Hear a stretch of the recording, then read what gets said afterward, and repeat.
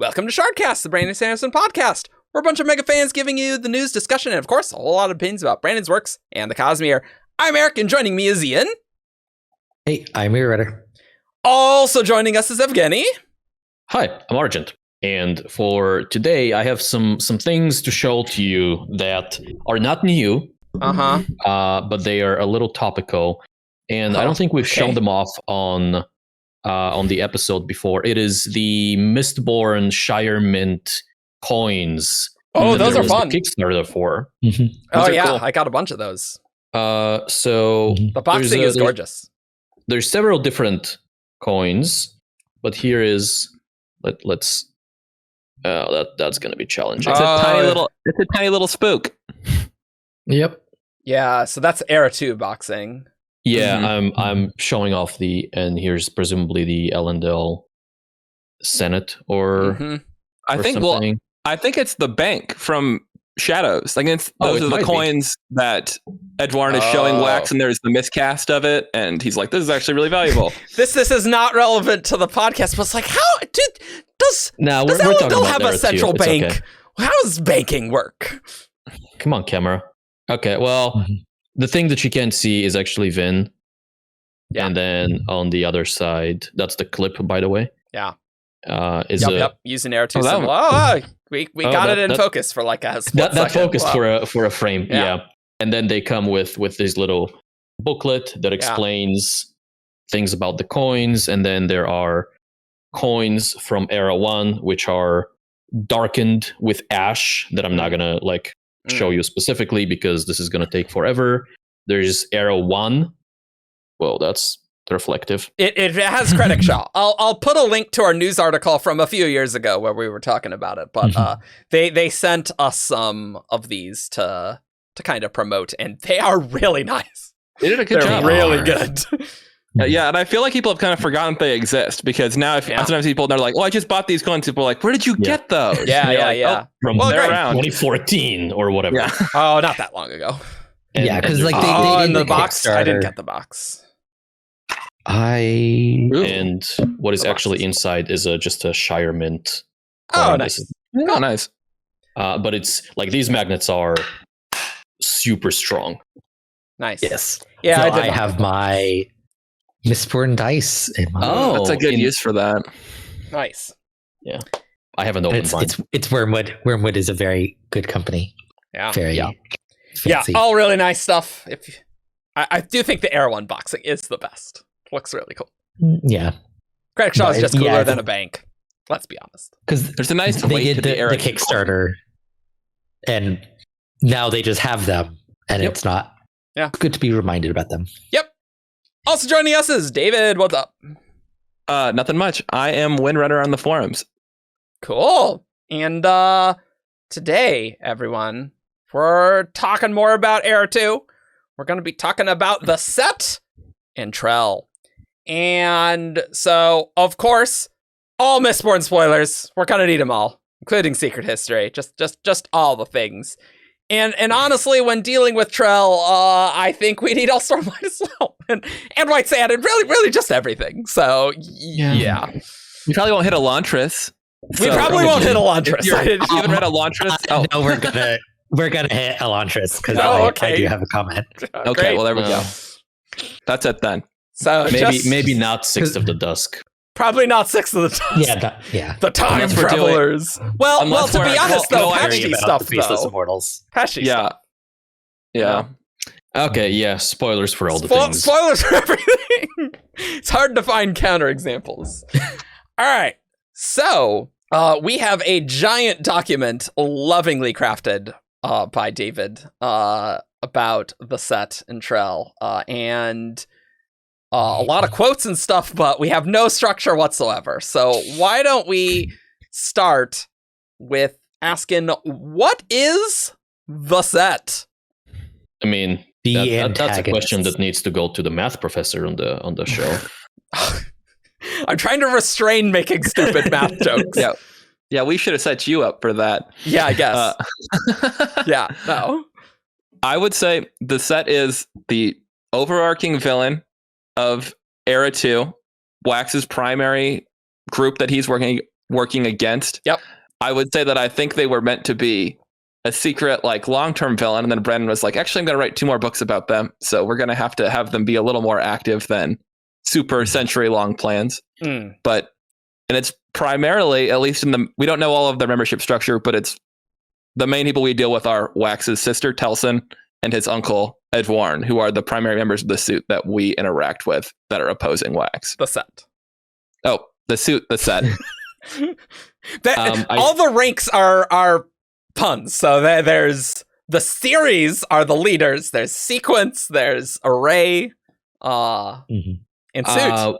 One thing to note with that is that the set appears to be an organization that fancies itself very forward-thinking, very scientifically minded, which is why they choose ranks that are, terms in logic, terms in mathematics, for their different ranks.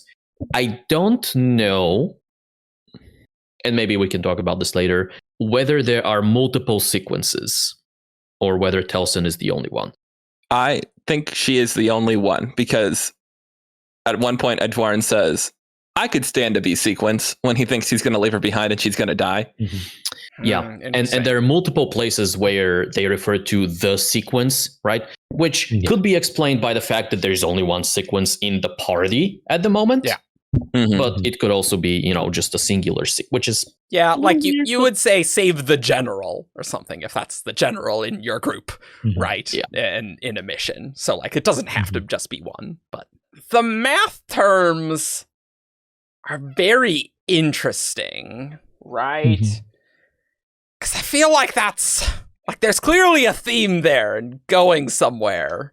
And the only thing I can think of with, like, the math term names is it just reminds me of the Shard invention. Like, because I think the standing theory is that Trell and stuff is autonomy based, right? We'll talk about this in detail. But, like, invention, mathy words, I don't know. So I don't think it has to be. I think it's just like, we want to come across as smart people. So we're going to use fancy math terms. Yeah. I agree somewhat. I think it might be a clue in the same way that Ghostbloods is supposed to kind of be a clue that nobody ever actually got. But, like, and the interesting thing is, too, like, they are interested in, like, technology and progress, but they're also kind of themselves not really scientists, because there is, like, a nice little scene where Eric, who is the guy who is probably a leecher, who has the debilitating disease that's eventually going to kill him, right? Is with a bunch of scientists, and they're trying to get them to look at the airship and be like, okay, how does this work? And he's kind of like, the scientists are all like, wait, won't you guys use this for evil? And he's like, no. Like, and he's just like thinking to himself, like, oh, we'll just distract these science types with all of this. We'll make them think about the questions and not think about what we plan on doing with this. Okay, sure. Yeah. It's like the leadership is in the scientists. Yeah. I have a question and a comment about this. Okay. Is array a math term? Yeah, well, because I'm familiar with it in terms of programming. Well, I mean, it's just another word for, like, a list. They're all different words of sets. Like, I would not be surprised if we get a matrix. Like that would be very believable. Although I think Brandon might shy away from that one because of movie, like, it might kick people out a little bit. We need to have a matrix. We need to have a tensor. We have in Reckoners.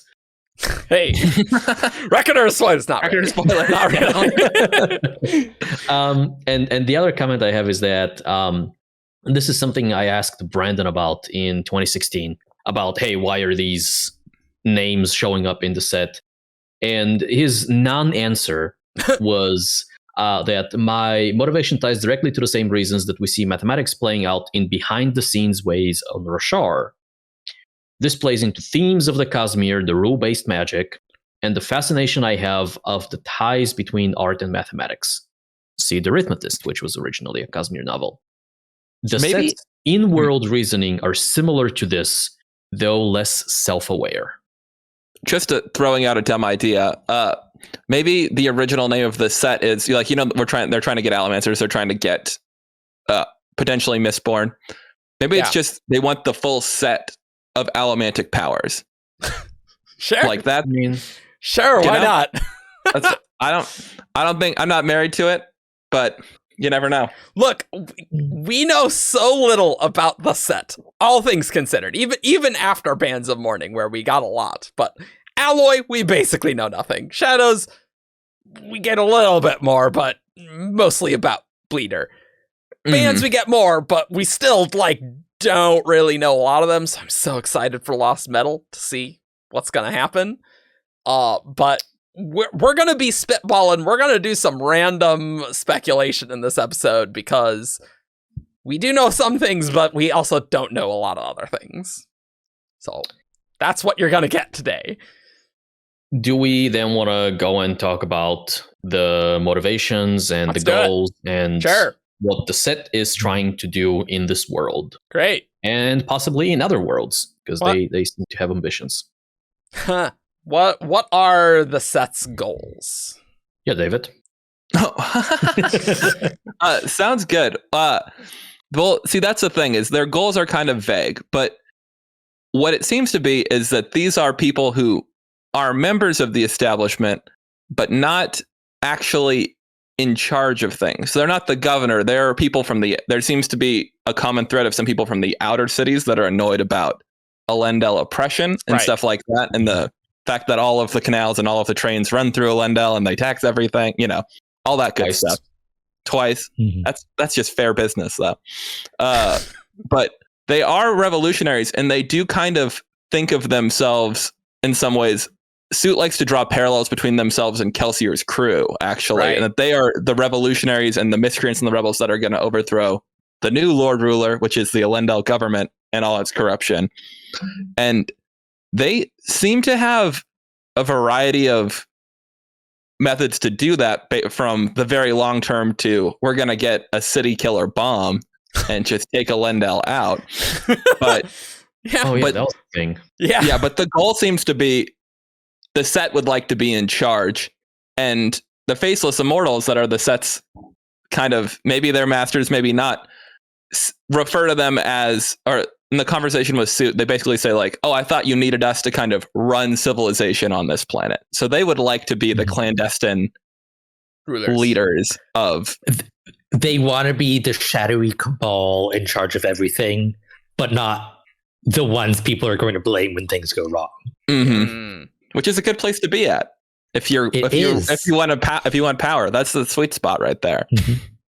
Yeah, and those sets, faceless immortals, which we have no name for. Brandon has raffoed it consistently since 2016, so we basically know nothing about them. But that they're no, civilization here is too dangerous, so we've decided to remove life on this sphere instead. Great. Mm-hmm. Lovely. I'm so confused by these faceless immortals. let's table them for a little let's later. table that. But that is relevant for the what they want, because it's unclear to me. The series are the leaders of the set, presumably. Mm-hmm. Or let me actually, because Okay. there's another possibility there. Uh-huh. We know that Suit is somewhere in the hierarchy where he has influence, but he's not like a leader. Right. Mm-hmm. Yeah. And then Telson, who is the sequence or a sequence, is above him in some way. And then in the epilogue, I believe, where we get Suit's POV, where he meets the faceless immortal, he is talking about how he is going to sell this chain, how he's going to present what happened at the Sovereign's Temple to the series, and then how he's going to spin it so that he convinces them to accelerate their plans. And so it's not necessary that the series are leaders, they're just big decision makers that are above both Suit and Sequence.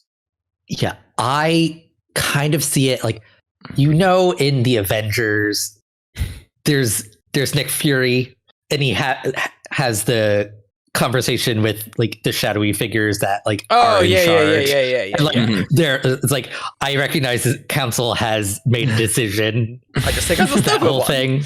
Yeah. So it's like Nick. I kind of see like Nick Fury as Telson in this scenario, and like the series as like. So it's like sure.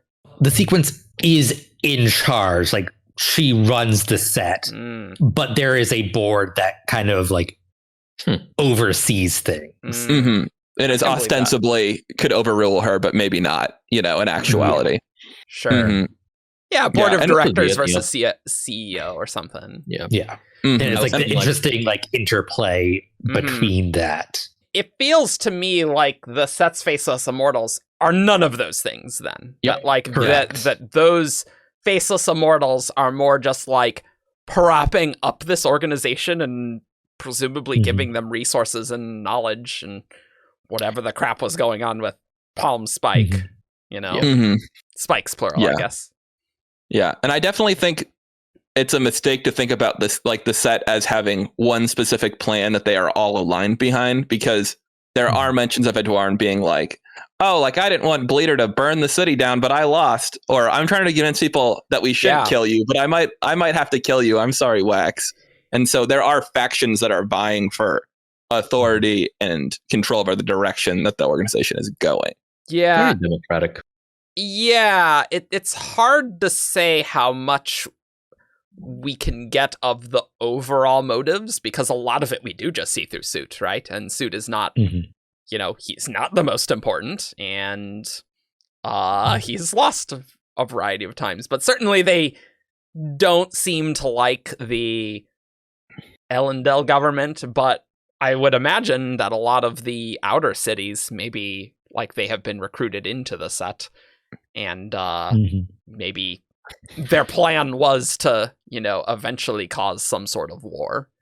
But at the same time, David, you have in here this quote about, the flashback scene at the bank, right? Mm-hmm. Where Edwarn's like, oh, where once kings and warriors shaped the world, now quiet men in offices will do the same and do it far, far more effectively. So it does sort of seem like they don't actually want to cause civil war, but maybe that's like one of the options on the table that they would prefer not to just directly do, because probably waging war against the industrial center would not be great ultimately. But if that's what it takes to get what they want, then they'll do it. Yeah, they'll do it. Mm-hmm. Yeah. But at the same time, later, Kelesina Shores, who cannot be a very important member because they kill her at the drop of a hat, is kind of like, you promised me an army. And you promised, like this is what you said. And so I don't know if that's a lie to the underlings or if they were just going to drop a bomb, because they really wanted that bomb. But also things could have changed between the time we see the flashback with Suit and Wax and today. Like it's possible that Edwarn was not even a member of the set back then. I think he certainly wasn't, because Wax was a child and this is pre the village. And so I assume Telson wasn't in the set yet. So she couldn't have. I think that's just indicative of kind of Edwarn's mindset about how the set would like to proceed. Yeah, he would probably prefer to be more in the shadows, I think. And I think we see a little bit of that friction throughout the books, where Edwarn is pushing for generally more peaceful, kind of more targeted solutions to taking control over essentially the entire Elendel Basin, and other members within the set are going, no, we have to burn the city. We have to, yeah. That makes sense, because I mean, like Edwarn's big plan in Alloy is insurance fraud. Like, it's not violent revolution. It's we got more money now. Yeah, I mean, they presumably would need money. And in case you forgot, Telson recruited Suit. So on the whole, like the people who make up the set, I don't think they're entirely from the outer cities. Like I don't think entirely. Some of them are almost definitely from Elendel. So it's the Elendel ones are probably like, oh yeah, like the government like of Elendel might be a little corrupt. It's like we can come in and like clean that up and just take over. So they're probably against deploying a bomb on the city. But others are like, yo, let's go. Yeah. I can see that. And maybe all they need is a threat of a bomb, because I believe it's mentioned there are multiple bombs on the ship, so they could probably drop one bomb and be like, would you like us to drop another? Or would you know? Like a nuke, like you bomb a smaller town. It's like, yeah, I mean, we can bomb you, but we would prefer not to, so just surrender.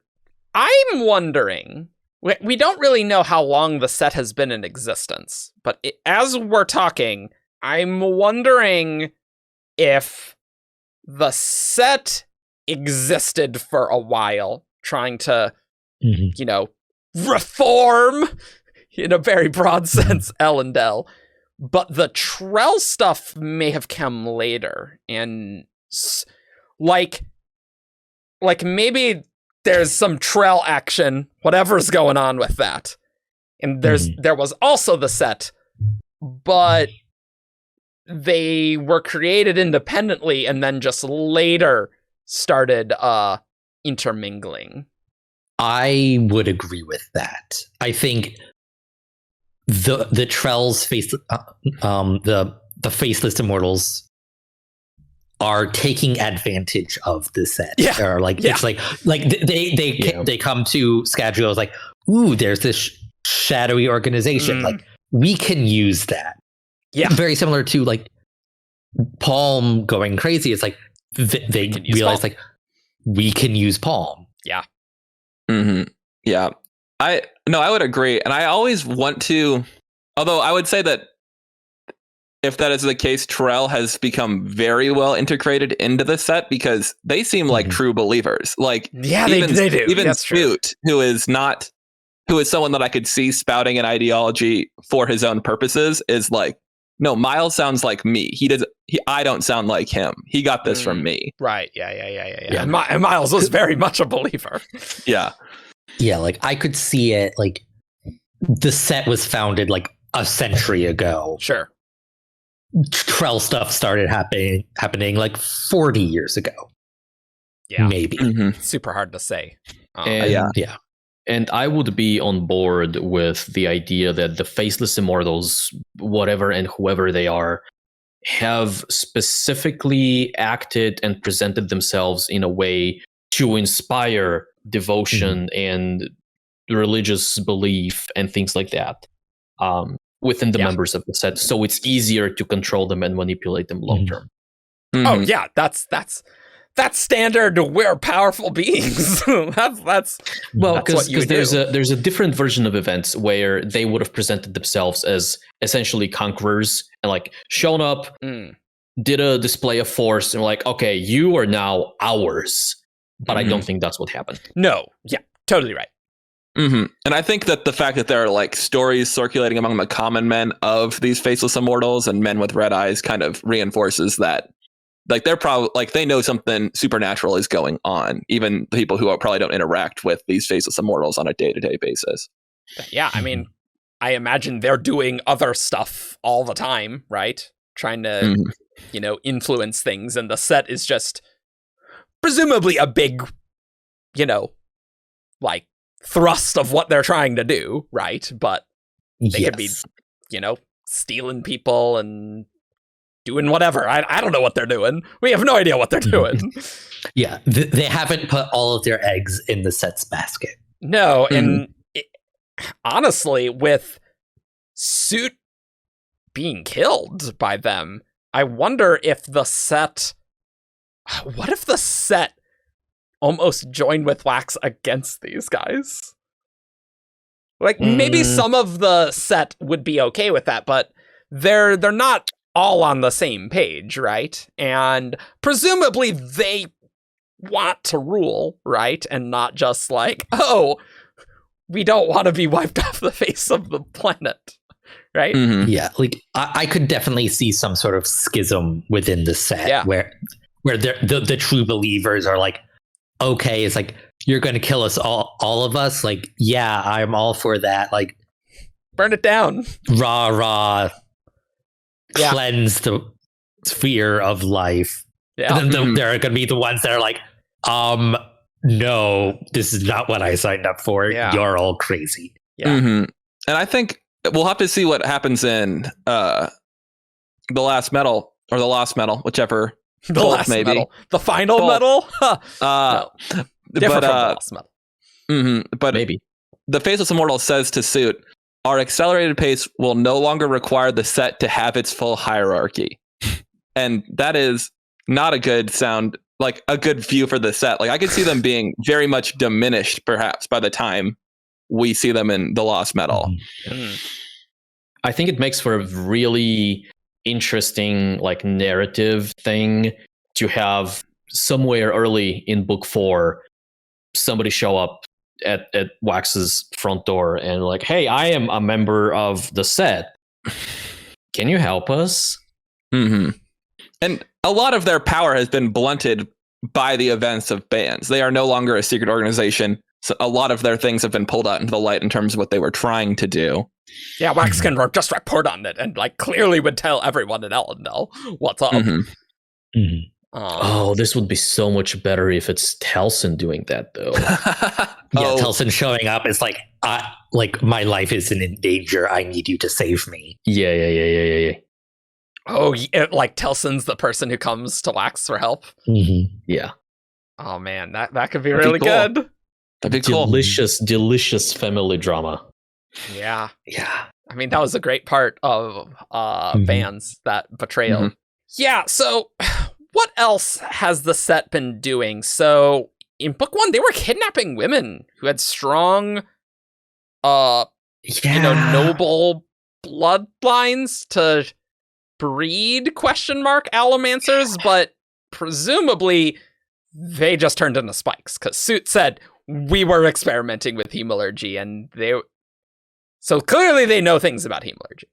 Oh, it's like I don't think that explains the source of the spikes, because they didn't steal that many women, and they didn't even steal women they knew for sure were Allomancers. That's true. They were just looking for it's like the breeding, I think, is higher explanation than spikes. Okay. Yeah, and I think that's part of the pivot that Brandon did, where the breeding, if Ally had been a single book before he knew that there were going to be 3 more, this would have just been our little look into what's happening in Era 3, and this would have been the set's long-term plans. Okay, sure. But now he's like, okay, we're really digging into this. We're going to do some short-term stuff with the set too, and that's why some of their things become a little more immediate. But the set has a ton of Allomancers. Like the first when Wax confronts Suit on the train in the end of Ally, he says, I have 20 Allomancers on this car right now. That is a lot. They probably have some unpopular people that periodically get made into spikes, or they kidnap people. I mean, that is a very it's that recycling, right? Off to the spike factory. It's like, oh, you do something we don't want. It's like, maybe you die in the middle of the night and turn into a spike. Hey, oh no. There are still ways for you to service. Or like a mortally wounded coin shot, and they're like, hey man, love you, but we're gonna hurry this along. Do you think we're gonna get more of the kidnapped women ever? I hope so. I really hope they get touched on, but I like what David was saying, where it's like it was a plot line intended for Era 3. So, and since we got more Era 2, maybe that's not gonna be that plot line just hasn't progressed, because it's like there wasn't time for it to. Sure. I wonder if that's something Brandon might want to tweak a little bit in the Leatherbound of Alloy and Shadows. Because I think the whole breeding program idea is not really explored in these books. It's mentioned like once per book or something like that. And so I wonder if Brandon's going to want to tone that down and switch it from, oh, we think they might be using these women to breed Allomancers, to, oh, what are they doing with these women? I don't think that'll happen. Telson even mentions in bands, she's like, when her cover story is, at least in part, like, oh, that's why Uncle kidnapped me, because he was interested in me for these experiments, but I am too old to be interesting to him now. Which I just want these women to get rescued. That's what I would have happen. I just would like this, and I feel like the set honestly will not make it to Era 3. I think they're going to get blown up. So I think that there's no reason for it to have to wait that long. But that's just me. Yeah. See, I do think the set will last into Era 3, but I think it's going to be a very different set. Sure, maybe. These sort of shadow organizations are so hard to completely eliminate. That there's always going to be another hidden cell that is like the true successor of the set. Yeah. The Final Order. The Final Order, that's right. Oh, no. I mean, Hydra, it always comes back, right? But, yeah, I don't know. Like, I do want to explore more about the set in the Lost Metal, because though we got a lot in bands, it's still do with a lot more, but so I'm almost maybe disappointed if there's a set schism, but I feel like there has to be. The Faceless Immortals are like, yeah, we don't kill a lot of the hierarchy, let's go.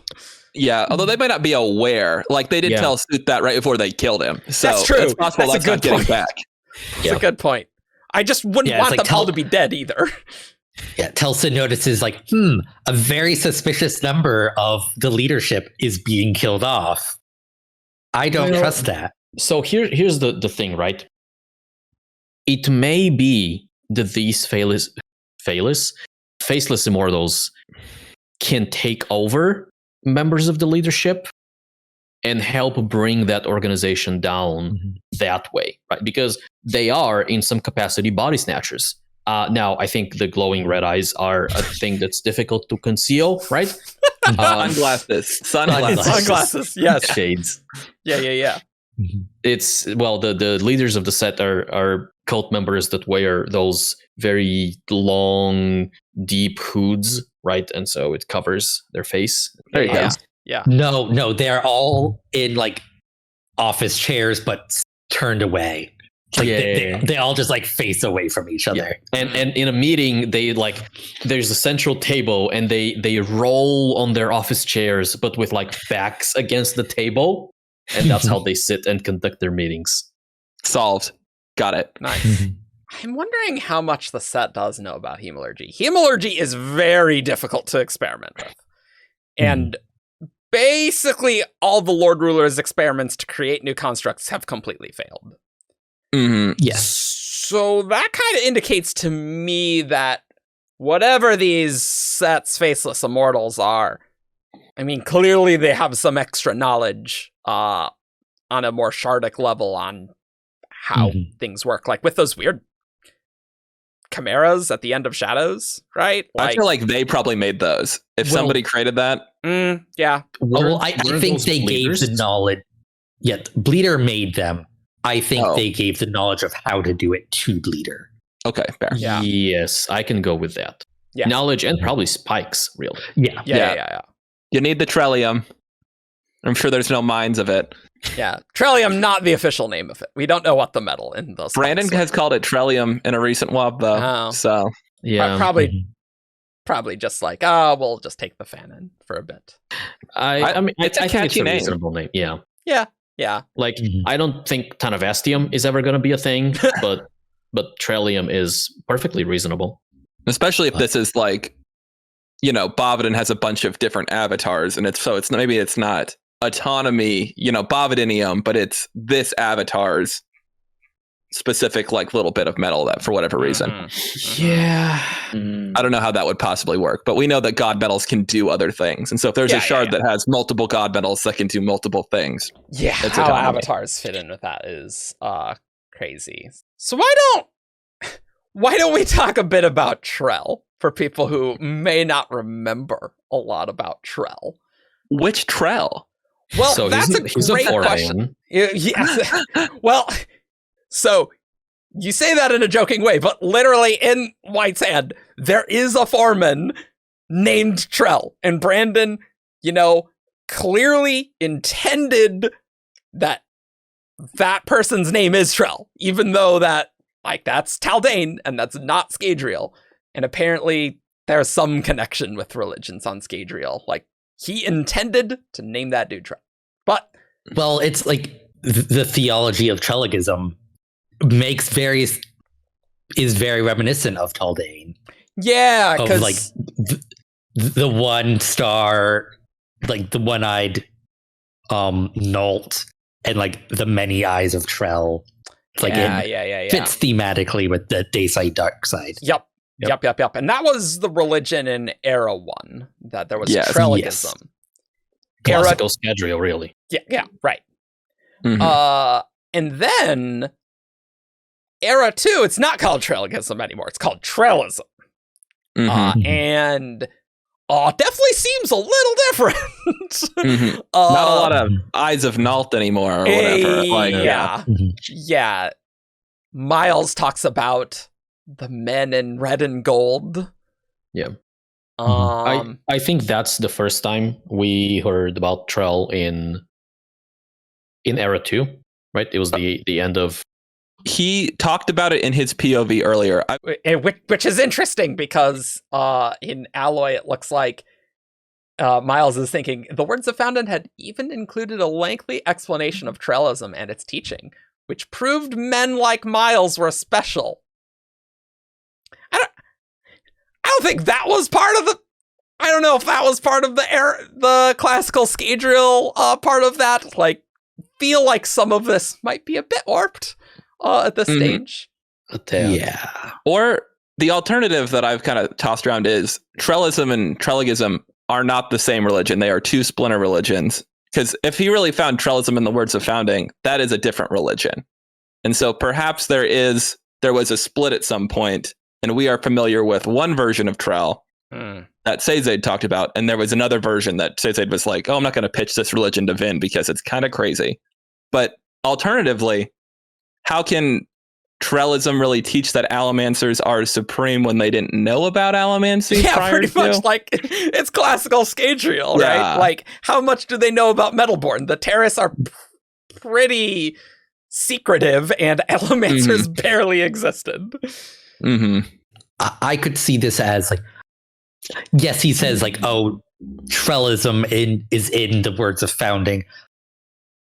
It might not be in there in as many words. It's like Trelligism is there, and Trelligism inspired Trellism. Yeah. And so it's like he's sourcing it back to the Words of Founding, even though it's like there was a very important middle bit where people warped Trelligism into Trellism, but it's like they're still claiming like descent from the Words of Founding.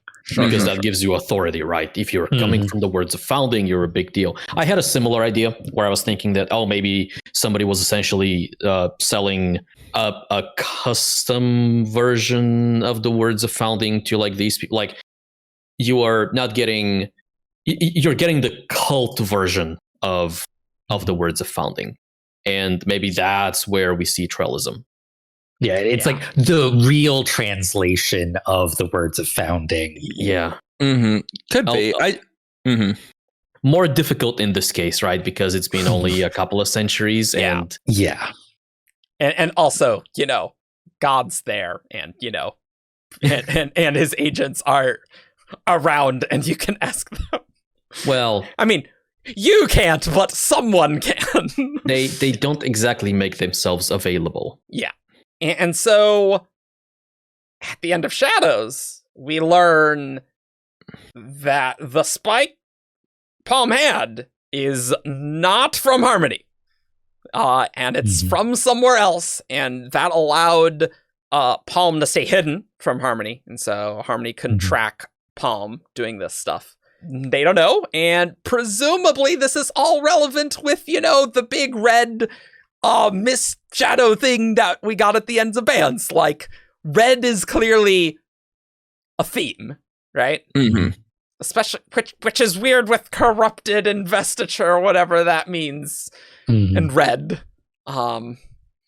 It is worth keeping in mind that this red mist is a representation that Sazed comes up with to show what's happening, to show that there are other forces encroaching onto Scadrial. I think is the thing that he wants to do. Yeah, the red mist is not literal, but I But Sazed chose red for that vision for a reason, presumably. Yeah. He didn't make neon yellow mist. That would be pretty cool, though. Yeah. Get that in Era 3. Make it all Blade Runner-y. Just a color Wax has never seen. He's like, what? Octarine. Magenta mist. Hyperviolet. Well, that would have been bad. That would have confused the crap out of us. That's true. I think hyperviolet is actually just void light. And it looks like in the ends of bands, Suit says, like, oh, I'm not complaining, merely observing. I'm perfectly willing to wait upon Trell's pleasure. Which that almost makes it seem like there are people who have talked with Trell directly. Yeah, that's what I was thinking earlier as well. Or at least his agents, I guess. Like, maybe not Trell directly.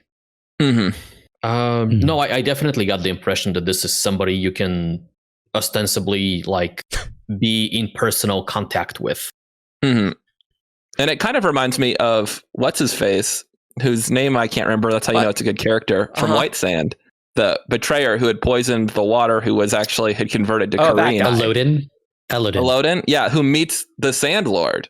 You know, like he actually sees something. You know, which I put that on screen. That's one of the best panels in the sequence of White Sand. That's actually great. So there must be something. It would be just really funny if it's like literally that foreman, just like supercharged with power. Like that is on the table. It could literally be that guy somehow. Yeah, I personally think it is. Like I'll go out on a limb and say I think that Trell is some avatarized version of our Trell that we met. Oh, yep. And maybe we need to talk about, all the autonomy stuff, because we'll briefly go into it. Because we've kind of done podcasts where we touch on this. Basically, autonomy makes these avatars in places, like, say, Patchy, and things. And Brandon said Bavadin has entire pantheons where it's all just her. Yeah, every member is her. And so, avatars, we got a great word of Brandon from Jordan Kahn that kind of explains it. And it's unlike a splinter, which is wholly separated from the parent shard, it has free will. Avatars are semi-autonomous personalities that are nevertheless still part of the parent shard. It's like they don't have free will. It's like, and individual avatars may or may not be aware of that fact. Yeah. And we thought autonomy, ever since Oathbringer, we were pretty much on this autonomy train once we knew of these avatar things. Which makes sense, because Paalm was really wanting to free everyone from Harmony's influence, which does seem like a interpretation of autonomy that one could have. We did know that the metal was connected to Trell.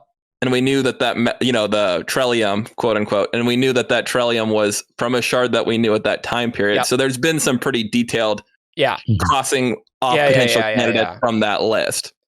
Yeah. And Trell is from Taldane. Autonomy is the shard on Taldane. Clearly there's something going on there. We will talk about Odium, don't worry. We do have to talk about that. I'm still pretty convinced it's autonomy, but those math names still invention ? But Brandon did say the metal did come from a shard we knew, which we didn't know invention. So it's gotta either be autonomy or Odium. And I mean, I suppose there's a chance that there's Odium-y stuff, right? The Set's faceless immortals take over humans. And glow red eyes, which, I mean, it does kind of sound like a fused, admittedly. Where have we seen that before? It's in before it's actually Dominion, and these are all Svrakiss. Oh, yeah. Ooh, Svrakiss. Put in the comments below whether you remember Svrakiss. You've been on the Svrakiss train for a long time, haven't you? And like, I love the word is just fun to say. And it's like, and it's like there is a word of Brendan where somebody asks, like it, like around Miles is like, is that related to the Svrakiss at all? And Brendan doesn't discount it out of hand. Yeah, that doesn't need to be. And it's just like, it's like, that's weird. And I'm just like, so it's just like one of those things that I don't think it's actually Svrakiss. If Svrakiss are actually a thing, I was like, what if? What if? And it for the benefit of the listeners who haven't read Elantris in the past 15 years, we're furiously commenting, what's a Svrakiss? Yeah. Now that everyone has commented whether or not they remember what those things are, why don't you give us the one sentence reminder, which is all we know about them? I mean, it's something along. It's like the cursed souls that don't want to follow Yadeth or something. Yeah, I don't know. It's like that. A one-line reference in Elantris. Yeah. Yep. But it's like cursed souls, like kind of reminiscent of the fused. Like it might actually be a thing. It's kind of true. Yeah, I think that there's a non-zero chance of Svrakiss are cognitive shadows of some sort on Cell. Like I think there could definitely be something in that direction, but I don't think that the Svrakiss are here. You didn't think we'd talk about Elantris in this episode, but we will. He's got to fit Warbreaker in somehow. Yeah. Cognitive shadows on Cell is also such a weird, like, it feels like you need to go through such an extraordinary sequence of events to survive as a cognitive shadow on Cell.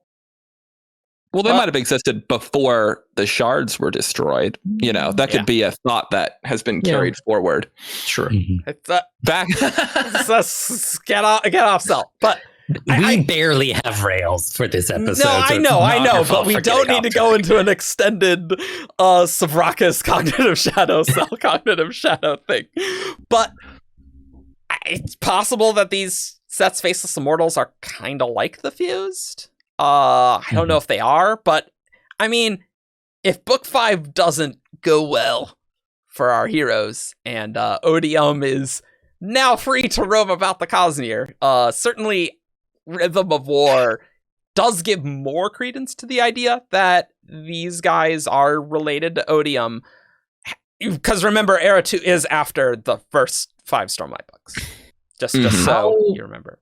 How is Odium going to get loosed? Like, both clauses in the contract they made bind Odium to the system.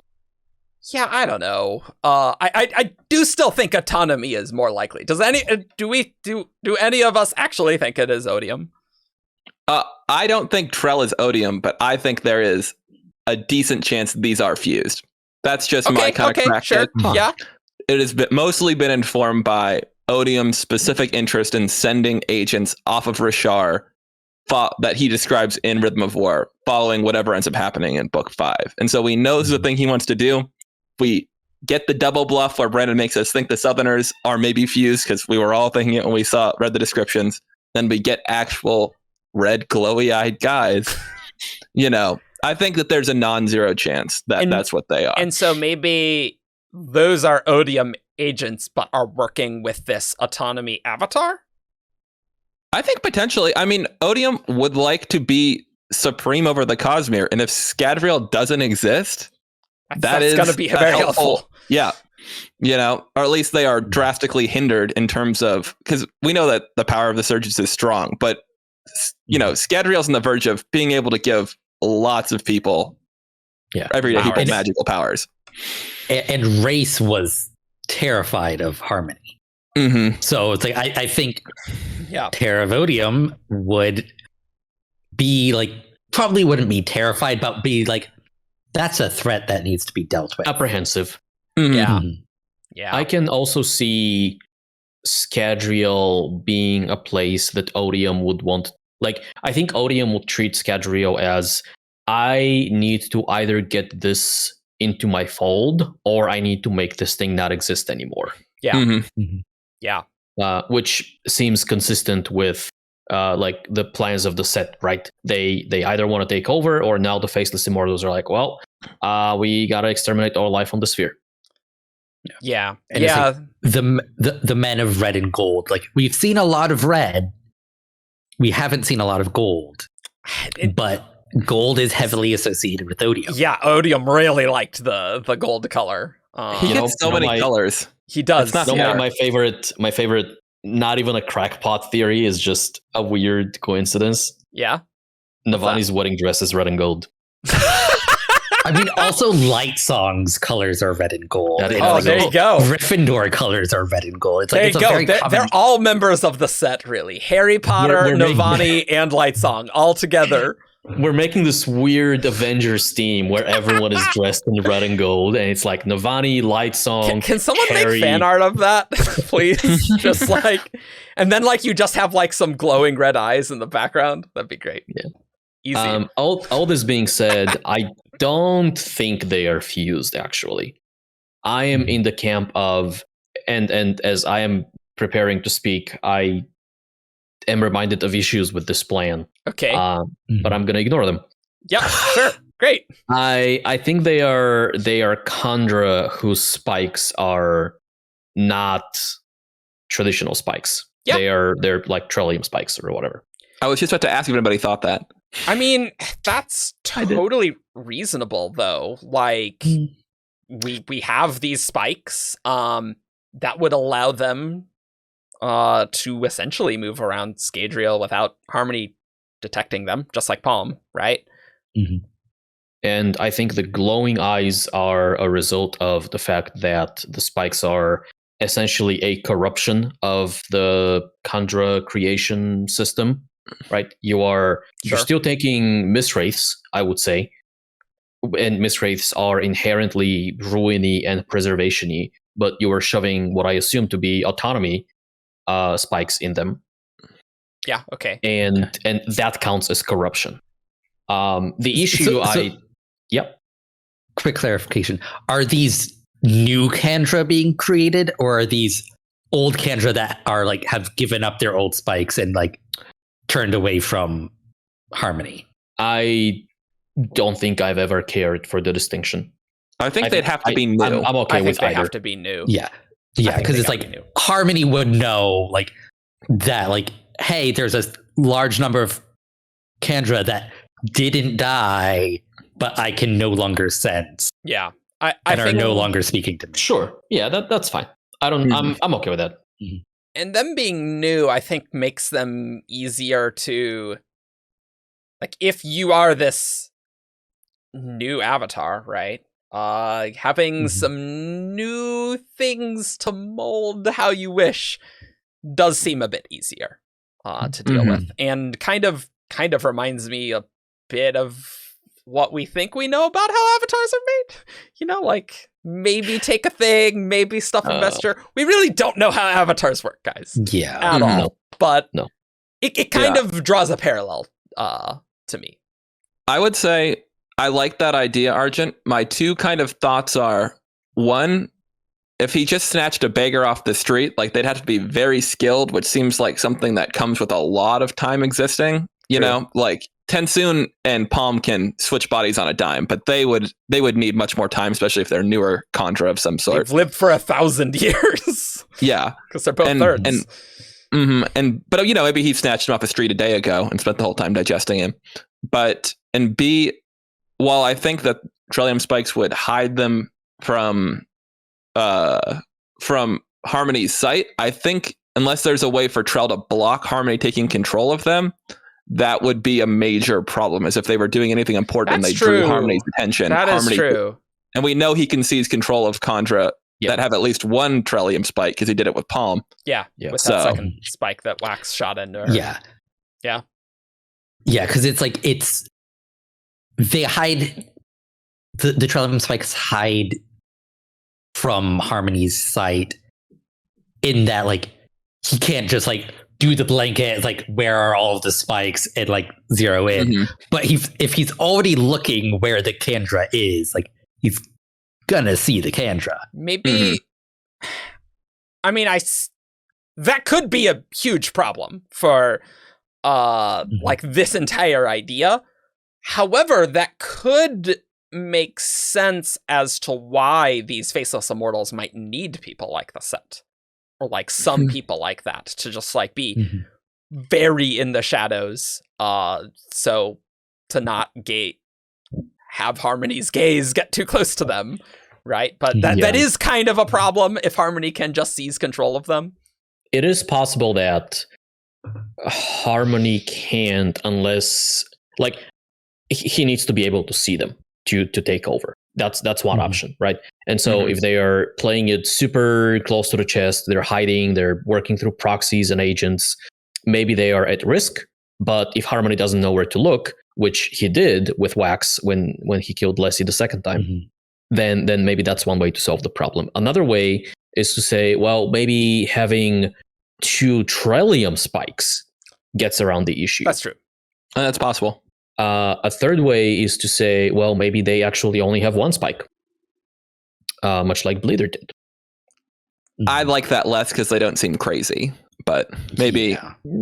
I mean, they don't seem nice. They don't seem nice. Well, it's but Bleeder was like whispering, like, "I will free you from Harmony's hand," and like they're like, "We're here to blow you up." Well, to be fair to Paalm here, going from 2 to 1 spike on a Kandra who had already lived so long probably is not great. Whereas if they only ever had 1 spike and it was like, there's room for that to be different, but I agree. But then why? I don't like that, because it's like Kendra get 2 spikes for a reason. Like, but God medal spikes. We don't know what that means, right? I don't think it would change the rules that much. We don't know a lot about blessings. I'm saying. Yeah. It is pretty weird. Like, it's mentioned in the end of Shadows, and it was something that I caught like for the very first time. Like, the spike has a troop that helps her hard from Harmony, but they also mentioned they're like, somehow she is using a spike that's supposed to endow Allomancy as a blessing, like in addition. So it is kind of, it's weird. Like the spikes are crazy. It's an OP metal. Yeah. We'll see. And presumably lets Paalm use that Hemalurgy flaw to talk to Wax, right? Yeah, that whole thing. No, like, that is totally not explained. And she can presumably control the Hemalurgic chimeras. Maybe. She set that all up and had them attack at a specific time. Yeah, but like she could have put them in there and then they got agitated because somebody was in the area or something. Regardless, her talking to Wax is not Allomancy at all. Yeah. Like, that is some other weird crap. Yeah, that is bizarre. Paalm, everything that's going on with Paalm is super weird. I mean, I guess we're on the topic of Paalm. So I want to tell you my headcanon for what happened with Paalm after Wax shot her for the first time. Okay, thank you for clarifying. Yeah. So Paalm dies and needs to, just lay low and not let Wax know that, she's a Kandra. Right? After that point, either she meets up with these Set's faceless immortals. I don't think the Set itself, right? Because the Set she was not very integrated into the Set at all. Like, they were just using her. She seemed to be like, or they seemed to be riding the wave that she was making. I think they used that phrase like directly. Yeah. So after that point, and I don't know when Harmony would lose sight of Paalm, but after her death, not death, you know what I mean. After Leslie's death. Yeah, those faceless immortals, like, she gets wrapped up in all this Trell stuff. After Leslie dying, she's super pissed at Harmony, right? And I feel like that would not be very difficult for whatever Trell and their faceless immortals to get her on their side, and eventually she gets a Trellium spike. I'm not quite sure when she would have removed the spikes, because if she's interacting too much with this other force, like, Harmony could still hear everything, right? I've got a crack idea. Mm-hmm. I do not endorse this. Okay. But I'm throwing it out there. Okay. Leslie is shot. Yeah. Paalm is shot. She's laying there. Yep. Okay. I'm ostensibly listening to Harmony. I'm pretty pissed, but I'm still going with the plan for now. Mm-hmm. I need a new body. I'm clever enough, one that doesn't have a big hole in the head, I assume, because I assume that's a little more difficult to sculpt your face around. Where's the nearest body? It depends. I guess it was a small hole. But anyway, for sake of argument, she needs a new body. She doesn't want Wax to realize or run into or hear rumors of someone that looks like Leslie. She goes, snatches up Bloody Tan's body because we know she needs it so that she can be Bloody Tan later. Yeah. Yes. Bloody Tan is a weirdo and for some reason has a Trellium spike. And that's how the contact is made. Thank you. And suddenly she's like, what is happening? What is going on? Because there's weird crap with Bloody Tan, right? Like, there's there is that weird stuff. So, thank you for reminding me. I had these conversations with Jess months ago and I did not write them down. So, like, Bloody Tan has to be related to the Trell stuff somehow. Yeah, though I do think Wax did bury his wife because I don't think he just left her body by Bloody Tan's body. We have canonical evidence that Paalm can be shot and buried and get out just fine. That happened before Shadow. So she's very good at that. Like, I don't think Bloody Tan would be the closest body from her casket. He might have buried her in Feltrell, though. I mean, it's the roughs. It's hot. Are you going to drag a corpse back to Weathering? Probably not. Even if you love her? Yeah, but that is plausible. I do think that after forcing Paalm to do those things, Harmony might have been like, I'm going to give her some space. Like, you probably she has some might things to get through this. Yeah, and so it's like true.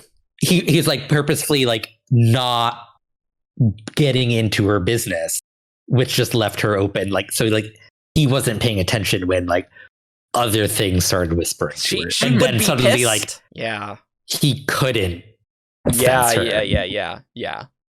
That's actually probably a really good explanation for why Harmony wouldn't pay as much attention to Paalm, because I could just imagine how furious Paalm would be, because Harmony wanted to get Wax to go back to Elendel, right? And Paalm did not want to do that. And so that forcing, she would be furious. And so Harmony's like, okay, maybe that wasn't great, which it wasn't. Give a little space to Paalm. And then suddenly one day, Harmony doesn't even feel her presence anymore. Yeah. I've never been entirely on board with any of this stuff. It's never really clicked with me how these things happen, right? So Harmony decides that he wants to get Wax back into Elendel. Wax, however, is living his best cowboy life with Leslie and Wayne. They're doing cowboy things in the roughs. Leslie, presumably, I mean, we know for a fact she doesn't agree that Wax needs to go back. Right. So she wouldn't agree with, like, essentially dying to facilitate his return. True. Which means her getting captured by Bloody Tan and the subsequent whatever happened that caused either Bloody Tan to like shift her out of place, or we know that Harmony didn't take control over her. He says that. All of that stuff feels like it has to be orchestrated in some capacity by Harmony. I think most of that was orchestrated, but I disagree that Paalm wasn't going along with it, because she did listen. Really? He claimed he didn't control her, but she did listen. Yeah. It's like he's still her boss. Like I disagree with the orders you are giving me. Strenuously. I very disagree. But like she's a loyal soldier. Okay. For like most of her life. Well, that's her main character trait. She's the loyal. she gets it done. And so you think that was essentially kind of it was the straw that broke the Yeah. Yeah, it's like and the Kanja's back. She followed those orders, and then like she saw like what it did to Wax, and it's like, I shouldn't have gone along with it. Okay, but I don't think Bloody Tan is a Harmony. Like I don't think so. Like I do still think Bloody Tan, like there's some orchestration maybe with Trell, but I don't know why Trell would care about Wax. I've always been confused by the whole someone else moves this lawman thing that Lessie or Paalm adopts later on, which is like, that's really weird. And like once or twice, like maybe she does it to mess with Wax by invoking that haunting line from Lessie's death, but like she seems to have just gone with it, right? Like this is something that she believes, and she knows that someone else moves her or can move her. It's hard to say because as the Lord Ruler's Kandra, right, she like was just the ultimate empty slate, right, and would just like take the entire. It's like, no, I am this person now. So in that plus her craziness in Shadows, hard to say how much her personality is there, other than she really doesn't like Harmony and very much wants that to go away. Like that's still there, but given that relationship, I do think Bloody Tan has to be influenced by Trell somehow. I don't know how or why. Maybe Trell was doing it to get at Paalm. Maybe like that. I don't think Trell would care about Wax in this at all. But like getting a Kandra who's already alive and try and like do the stuff that Paalm did in Shadows and try to like burn down the city. That seems like a thing Trell might want. Maybe. Yeah. I can also see like Trell somehow sensing or noticing Harmony's plan for Wax and going, I need to disrupt that in some way, or like put an opposing tool in place. Oh yeah, that's true. That's true, because Trell, I mean, depends the specifics, but like could maybe detect the influence. Kind of like how Kelsier could like ride the waves that like Ruin was sending out, right? So I feel like that's plausible, and Harmony probably wouldn't really be worried about that. Like Honor, Cultivation, and Odium would probably need to be very worried about that. But Harmony, I'm like, there's no one else here. I'm good. I'll just do my usual thing in the easiest way possible and not really hide those details necessarily. This whole conversation makes me wonder to what level an avatar has future sight as well. That's what I've been thinking. That's a tangent. But yeah, I'm like, how much can he see? How inferior is that?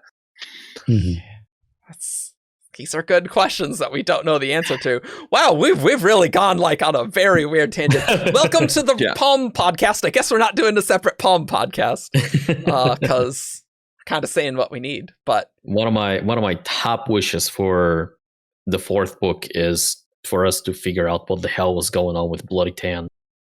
Yeah, we have to get that. Like that's so central. Or at least if Brandon just tells us in a word to Brandon afterwards. If it's not relevant, just tell us what's going on. Yeah.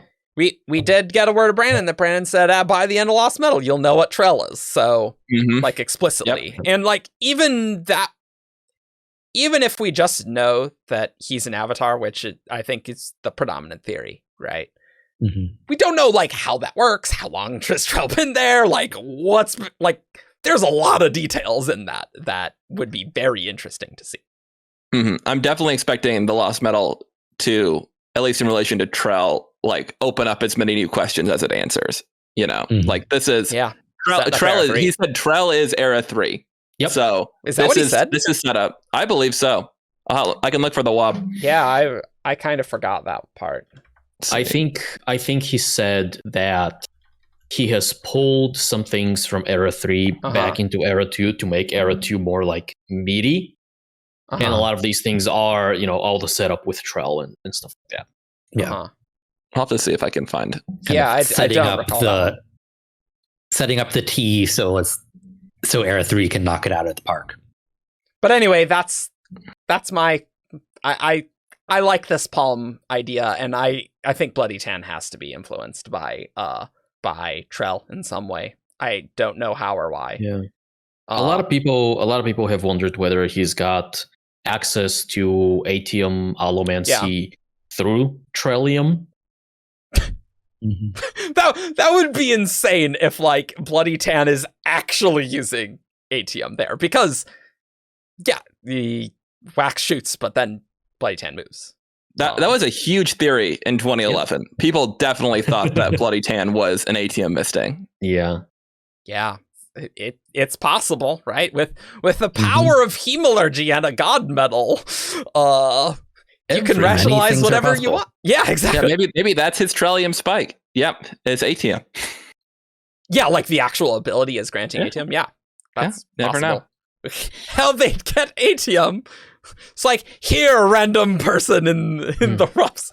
Here you go. The last Atium. There you go. Maybe he picked Marsh's pocket. That'll go great. He has met death himself. He has. That's true. That's true. And apparently picked his pockets. Wow. No, conceivably, Bloody Tan has been a deranged individual for a long time. And so either Trell's followers got to him directly, or if he's nuts enough, and I think he's pretty nuts, like Trell could have reached out directly. True. That's the more crazy, you just get to influence that more. Yeah. If you're spiking mummified bodies in a mine shaft, you're probably crazy enough for a shard. That's true. That's a good point. Although, how much of the craziness could be from a spike? But yeah, it doesn't need to be from a spike. Yeah. Oh, I think I found just the exact Cosmere ES wording. That's what I thought I was You'll know who Trell is, you'll know what Trellium is, you'll know what's been happening there, but I'm not going to give you definitive Cosmere-wide large-scale changes. It's more going to be setting up and building for the big things that are coming next. So don't put too much pressure on poor little Wax and Wayne series. That said, at JordanCon, everyone in Dragonsteel were very excited about Lost Metal, but I'm very excited for it. That still blows my mind. Oh yeah, I'm ready. My body's ready. Okay, well, do we have anything more that we want to talk about with Paalm and Bloody Tan? I don't think so. I do think Paalm's words indicates autonomy very heavily, just like straight up. And so I think... Yeah, from a thematic perspective, definitely. And that probably very intentional on Brendan's part. Yeah. I think she is... Yeah, she's thematically the strongest, aside from like all of our crossing off lists of what shard it might be, the one that most strongly evokes autonomy in the whole series. Which is interesting that the Set's Faceless Immortals, I mean, they didn't really get much dialogue, right? Yeah. But they didn't really evoke autonomy. But, I mean, they don't really need to necessarily. It's just interesting that stuff's kind of weird. But yeah. The one thing that I do wonder about is how voluntary her involvement with autonomy was or is. By which I mean, Paalm, you mean? Yeah. If she had, I mean, we know she had Atium spikes, Trell spikes. Yeah. Is that enough for her to go, like, to be influenced by intent of autonomy, or is her belief of autonomous future for Wax and for the people of Elendel and whatnot, is that like a decision she arrived on her own? Like, to rephrase, because I don't think this was very well phrased, when singers hold void light inflames their emotions, right? Specifically in like the odium direction. Sure. And so I wonder if something similar is happening here, where regular Kandra, when they have spikes of ruin, I assume, mostly, but like also preservation because of the attributes that are being stolen. They're fine and normal, but if you put autonomy spike in them, maybe they like start shifting in that direction by default. I don't think so. I think her beliefs about autonomy she arrived to on her own, and it's part of what attracted her as a useful tool to Trell in the first place. It's like, oh, it's like you're already thematically aligned with autonomy. It's like it's what attracted their attention. It's like I can use you as a tool. Mm-hmm. Yeah, I think she's the perfect tool for autonomy, and that's how that works. But I kind of like that idea of Evgeni, but I do. I guess I think these can both be true, right? Like Paalm can be furious at Harmony and like want to free people from Harmony's influence, get the Trell spike because Trell's like, yeah, great tool, and then have her mind more warped that way. Like I think that's perfectly reasonable, potentially, because she's very much in that direction, and also given that Paalm's personality is so empty slate, that she so completely exudes a role, that makes it tricky. I definitely would be on board with the idea that Trell like talking to her and like convincing her through these spikes could have a strong influence on her philosophy as well. But I just don't really love the idea that spikes can like drive you a certain direction just by virtue of having a spike. Like maybe the Inquisitors are pretty bloodthirsty, but it is investiture that is being injected into your spirit web essentially. But it's like matter. It's not investiture yet. It's the investiture part is the part that was stolen, that's charged. It's, to me, I don't think that investiture behaves the same way when it's been put into a physical form. Yeah, it's like god metals are like the most restricted form of like material investiture. It's like they do like a specific thing, and it's like lights are very much more nebulous in what they are. So it's like that. Like I don't necessarily agree that it's like it makes singers more odium-y. It just inflames their emotions. In the same way that Stormlight like drives people to action, which isn't an honorary thing. I think there is room for a god metal that is not ruin or preservation to do some weird things when you're spiking things into spirit webs. It doesn't need to be a big effect, but like I think it's totally plausible that there could be strange effects on your spirit web that would not be present with the base 16 metals. Yeah, it's like, but I don't think it's going to change their entire personality. No, which is why I think like Paalm is basically in that direction, and so like if there is an effect, it's just inflaming it more in that direction. Like you couldn't change someone like that. It's like she's at a 7 and now she's at a 10 of like in this direction and crazy. And I think that's totally reasonable.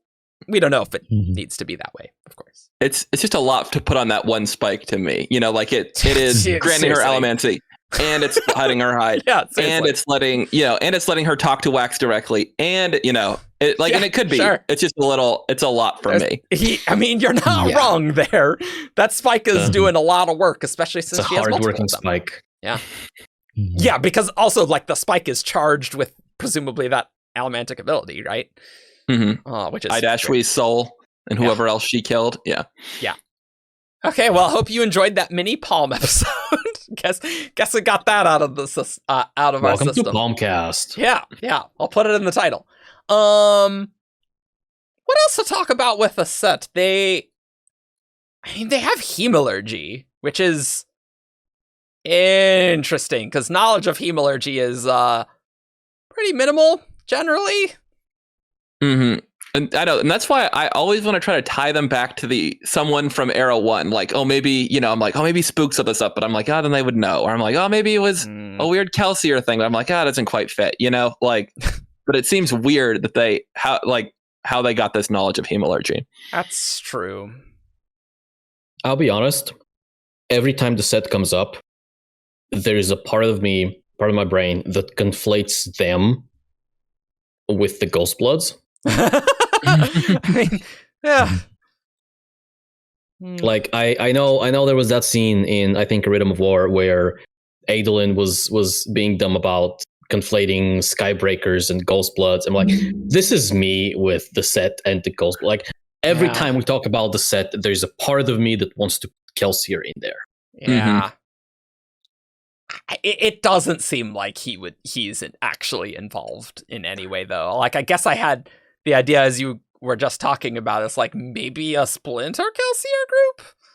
But I feel like if you cross Kelsier on Scadrial, you just die. So that doesn't seem to fit for me. Yeah. There's just like a little part of me that's like, maybe Kelsier is still just a little pissed that they made the nobles in charge again. He's just like, damn it, like, ooh, overthrowing governments, I'm in. Yeah, it happened again. I'm back. Nobody worry. Yikes. They do have the thing about allomancy supremacy, right? Mm-hmm. That's very much the set's thing. And that is kind of also Kelsier's thing, but not really. It feels more sliverism than survivorism, right? Mm-hmm. Yeah. Yes. Definitely more. Because it's like Kelsier's thing is survival of the fittest, which, like, there's an argument that can be perverted into is like Allomancers are the most fit. Sure, right. But it's not directly Kelsier from what I can tell. Okay, so I think the random hill I'm gonna die on when it comes to this is some people in, like, after the Catacendre got inspired by Kelsier's life and everything and decided that, okay, we're gonna follow in his footsteps, and they just grossly misinterpreted what Kelsier was all about. And it is those people that established the set. So inspired by, and I think there's a bit where Miles talks about being inspired by Kelsier, but not like directly descendant from. Yeah, the quote is, "He should have been better than that. He was a man created to have a steady hand and an even steadier mind. Made by Trell, inspired by the survivor, yet still weak," which is very interesting. It is relevant that Miles had been a survivorist prior to his conversion to Trellism. Okay. But additionally, when they're interviewing the captured members of the set who had been raised in these compounds from the outer cities, they mentioned specifically that they had used stories of the survivor to kind of pump them up and kind of get that, as one of their sources for getting them going. My crack theory, because I agree that that the supremacy sounds like sliverism, is I've been rereading Era 1, and Alendi likes to talk about how in his epigraphs that Rashek believed that the Feruchemists should be superior because they have the powers and they think that they should be dominant and better than everyone else. And Telsin, and a detail that I always forget, decided that she was not going to leave the village in the same way that Wax left the village, the terrorist enclave in the city. She stayed in the village. So there's a small part of me that wonders if there's a terrorist connection or some little supremacy in there where they're like, we're Feruchemists. They're already trying to make a full Feruchemist just on background. Like, that's open in the same way the set is trying to create a new Mistborn potentially. Right, which is why they don't like the terrorists to, marry Eldris. So there's some similar DNA there. I'm not convinced that maybe Telsin did come in contact with with the set via the via the terrorist community somehow. I can see some people in the village being very much unlike Grandmother V, and they're like, no, we are better than these other and like the entire terrorist community in the village have this undertone of feeling superior to the rest of Elendil. Like that is true. Yeah, they are the in some way pure, right? We're the special ones. Crime doesn't happen here. We're morally superior to you. Yeah, like they're not we're superior, therefore we should rule. It's like we are superior and like we don't want anything to do with the others, right? But I can see how some people in there might have twisted that or developed that or enhanced that with, we are superior, therefore we should rule. Yeah. Yeah. Because it's like the terrorists aren't xenophobic, but they have a tendency towards isolationism. Yeah. So it's like, because like they also like refer to like the terrorist enclaves like in the like the mountains. Yeah. It's like whenever like people are left on their own for a very long, sometimes weird ideas pop up. So I could definitely see it's like that this like set philosophy being fomented in one of these terrorist enclaves and just like tendrils going out. I really like that idea, actually.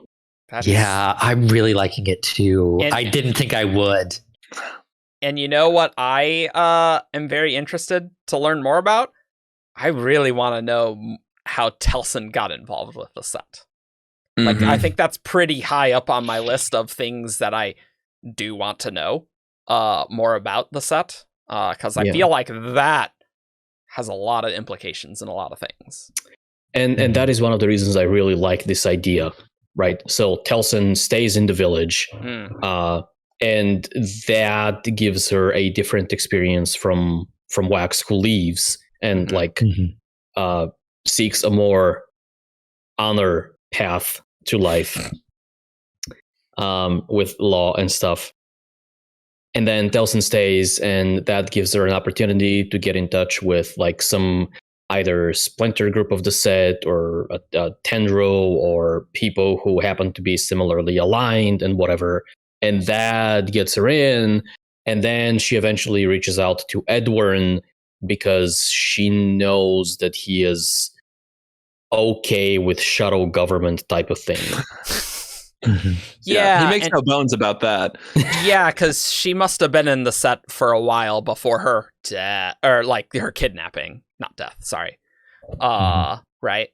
And then it is her death, or her. It's her death because Wax believed her to be killed. Oh, and then in Alloy, she's like not actually dead, and it's like he sees the picture as like, that's my sister. She's alive. She must have been kidnapped.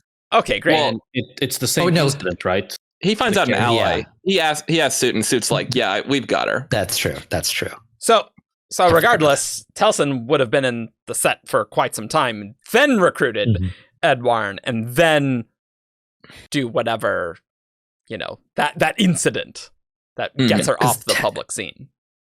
Telson is Wax's elder sister. Yeah. Yep. Correct. Yeah, so like older. She's mid to late 40s. It's like that. It was like plenty of time to be recruited and work her way up to being sequence. Yeah. And I think it parallels well the whole Forge thing from the prologue of Bands, where there was a darkness growing in the terrorist community that they couldn't or wouldn't see because they were insisting everything was perfect there. And that they don't need outside people to investigate. And it'd be a nice parallel to have had that happen.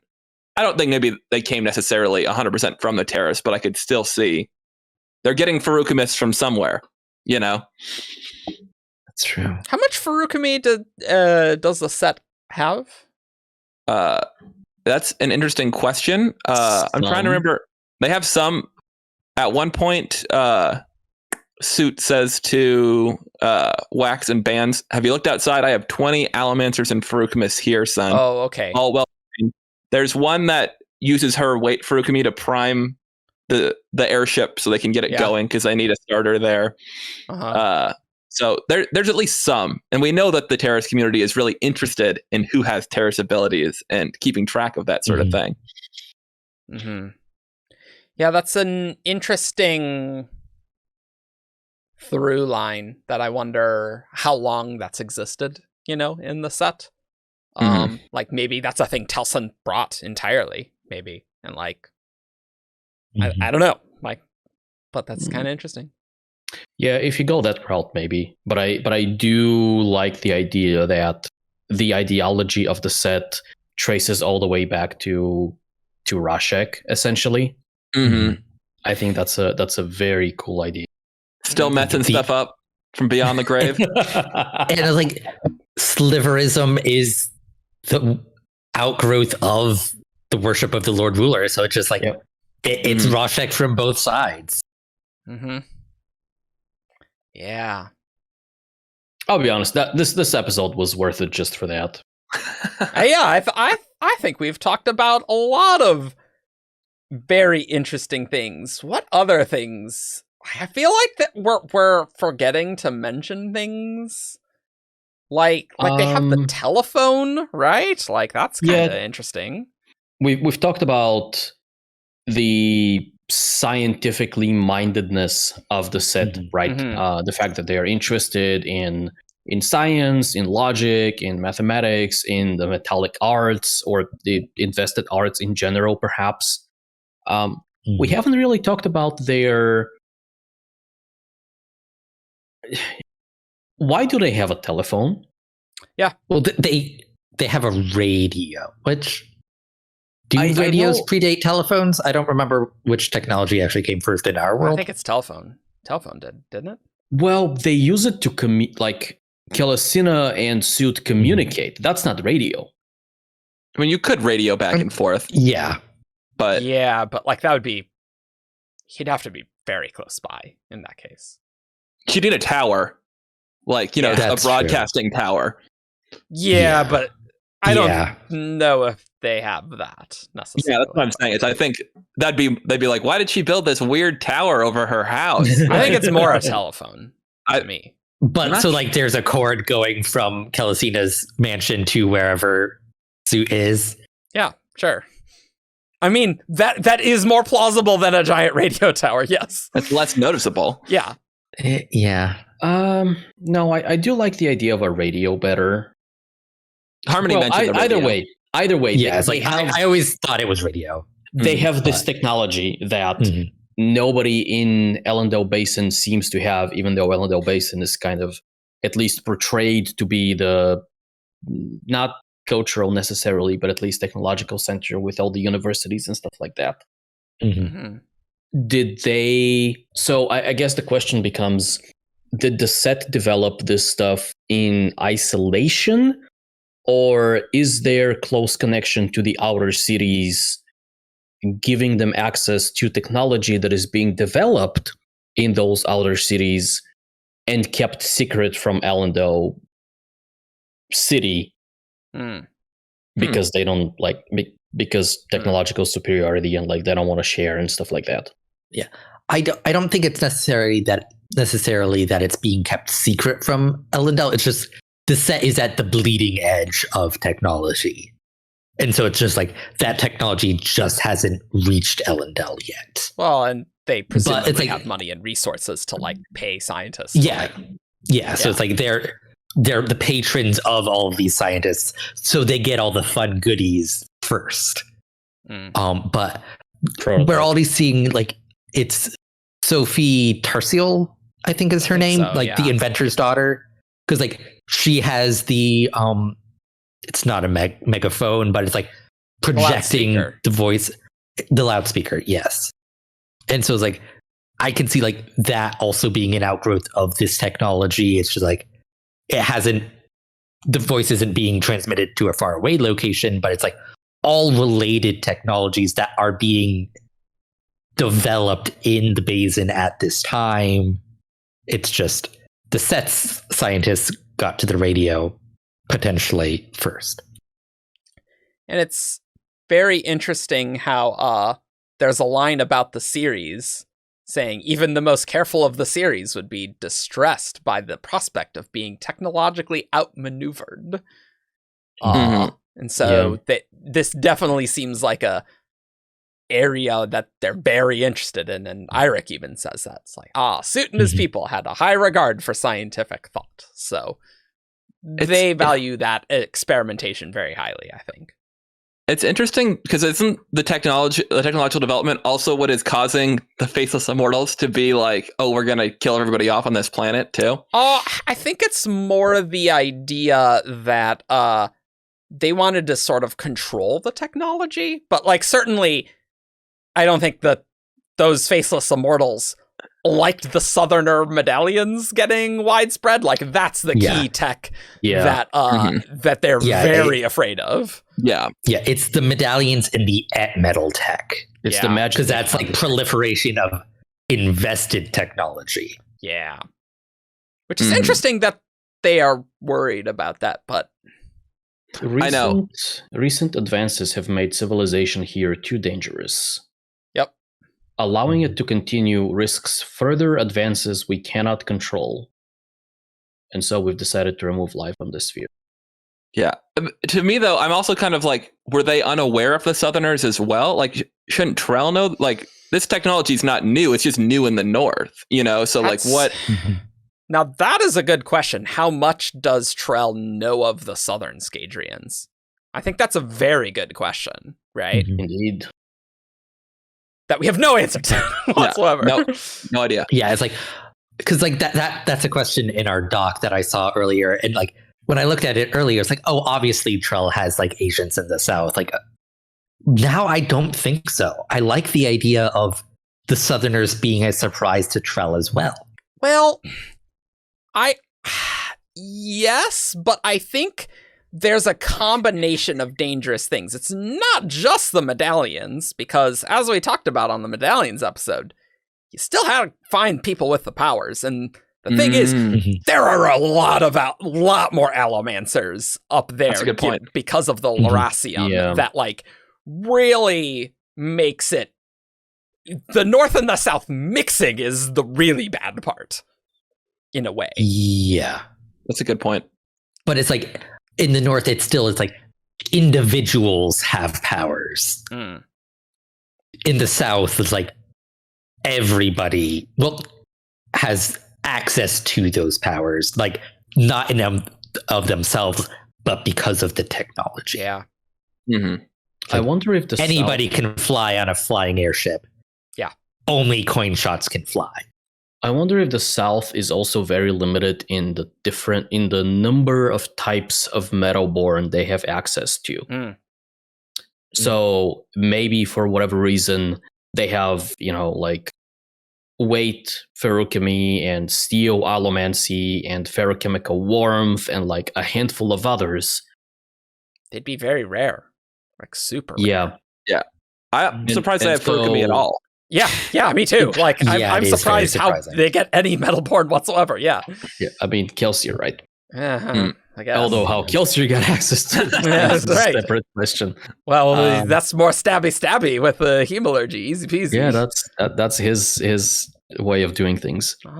But maybe that's one way to like balance the North against the South, right? So the South, so many people have access to powers, but it's only specific powers, and it's very like technological in there. So almost like we have this future in the Cosmere that builds up the Scadrial side of Magitech versus the Rosharan side that is Magitech. We have a similar thing, but on a smaller scale happening on Scadrial, where the South, they have few powers, but everyone has those powers. And then the North, they have all the power, or most of the powers, but only specific individuals have them. Yeah, and like the North, it's very easy for at least allomancers to like continually get supplies, whereas, the medallions and granting the abilities, I mean, they run out eventually. I mean, it's very good if you have 1,000 of them, like no doubt, but it's still an issue. So definitely the mixing, though, Scadrial's gonna be real powerful when you have enough allomancers and you can just have everyone have those abilities if you want, for whatever price you want for the medallion. Yeah, that's very interesting. I wanted to know what you guys thought of the men in red and gold. Are we just thinking that's just the Set's Faceless Immortals? What's that? I have no clue. There was a time when I thought it was the Southerners, because with the final medal being at medal. Well, there's even things on the broadsheets, right? That's like, whoa, life across the sea. Whoa, that's crazy. Yeah. With weird masks as well, if you look at those broadsheets. Yes. Bearers of the final medal? They're the sailors on the Infinite Sea, Eric. Sure. Yeah, sure. Thing. Yeah. They come bearing the final medal. Yeah. Which is the god medal. No, it's the god medal that is the medal associated with the tri-shard when you combine honor, odium, and cultivation. Perfect. Great. Yeah, you guys all heard that wob, right? Yeah. No. Yeah. It's the feign life, obviously. Oh, yeah, right. The Tamukeks, obviously. They could be the deniers of masks. You never know. That's a Scadrian subgroup that's supposedly dangerous, according to a leak, whereas the Northerners are not. Yeah, maybe we don't know anything about them. We need to maybe do a Southern Scadrial thing and go through each of these types of peoples. It's easy to forget what's what. I feel like for narrative reasons, the final medal would be either at metal or I think most likely Trellium. Yeah, how? Because Miles saying this, right? The final medal? Yes. I mean, Miles knows some things, but how much does he actually know about these? Actually not that much, right? Yeah. Well, there was a long time where people thought that he was having a death rattle, people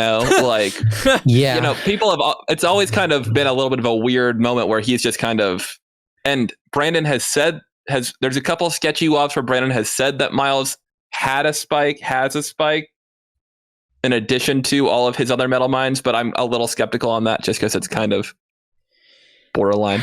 Reading this scene, it seems more just like religious zeal than anything, because his last lines are like, worship, Miles said, and worship Trell and wait.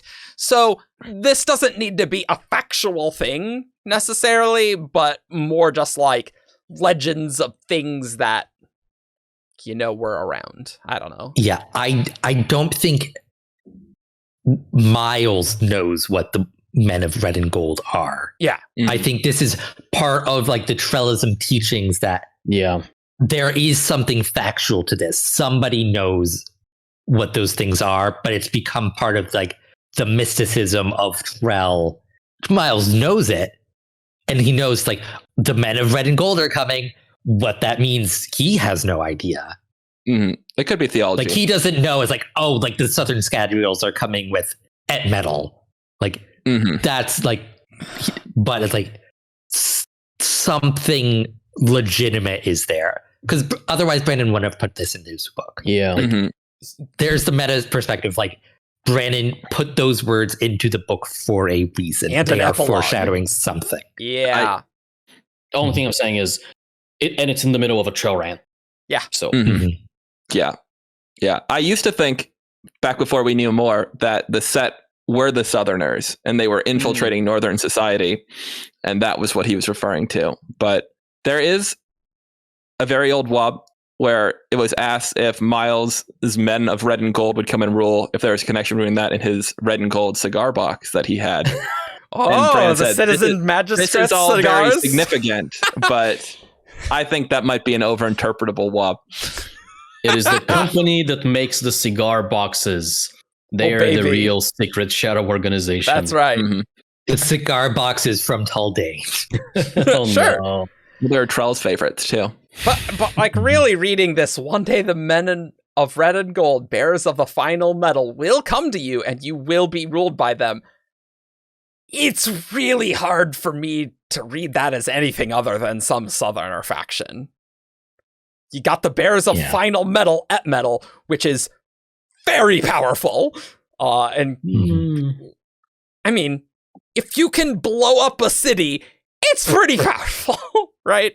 So I kind of like the Deniers of Masks idea there. Like that seems plausible to me, that there's just some mythology there. But I do wonder if maybe the Deniers of Masks is like a group that Trell's kind of working on down there. You know? Maybe? That is interesting. Because that would just be like another group like the Set, that they're just like, yeah, you know, I'm working on them so we can have influence. It's hard to say. Yeah, I know. We have like one line about the Deniers of Mass. Oh, yeah, we have no idea what we're talking about right now. But yeah, there's a nice parallel there with the Deniers of Masks being like against this mask culture, and the Kirstians being very anti sand mastery. Oh, hey. And to bring in Warbreaker and another of my crack theories. Great. Because Vasher makes the comment of he doesn't understand why the royal family, the Idrians, turned their back on awakening. And it's like, one of my crack theories is that there is an avatar. I hate that term. But that Astra is an avatar of Bovidit. And there is weird stuff with Astra. Is like that kind of like is responsible for this turning against of awakening. Okay. Crack theory. I finally followed you. Okay. So you're thinking that maybe one of the kind of calling cards of Bavadin's, of Autonomy's avatars, is that they are putting people against cultural norms, magical things, like wherever we see a group of people go against an established norm because of a religious figure or whatever, that religious figure might be an avatar. Yes. It kind of doesn't work with Trellism specifically, because they are Alamancer Metalborn supremacy, so they're not against magic. That one fits a little less well. That one does fit less well, but like the Deniers of Mass, like denial. Yeah. In case you want the quote about the Deniers of Masks, it's like everything is in Bands of Mourning, chapter 21. If you don't remember what's going on, just reread that, because I feel like half the Medallions podcast is just reading this chapter.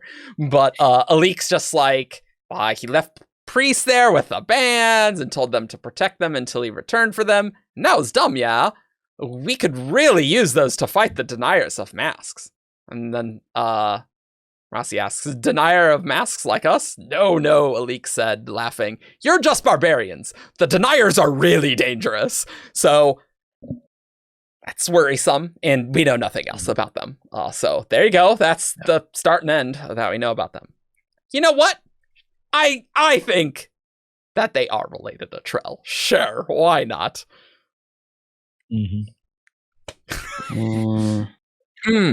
Okay, another crack theory. Great. Just gonna throw it out there. Okay.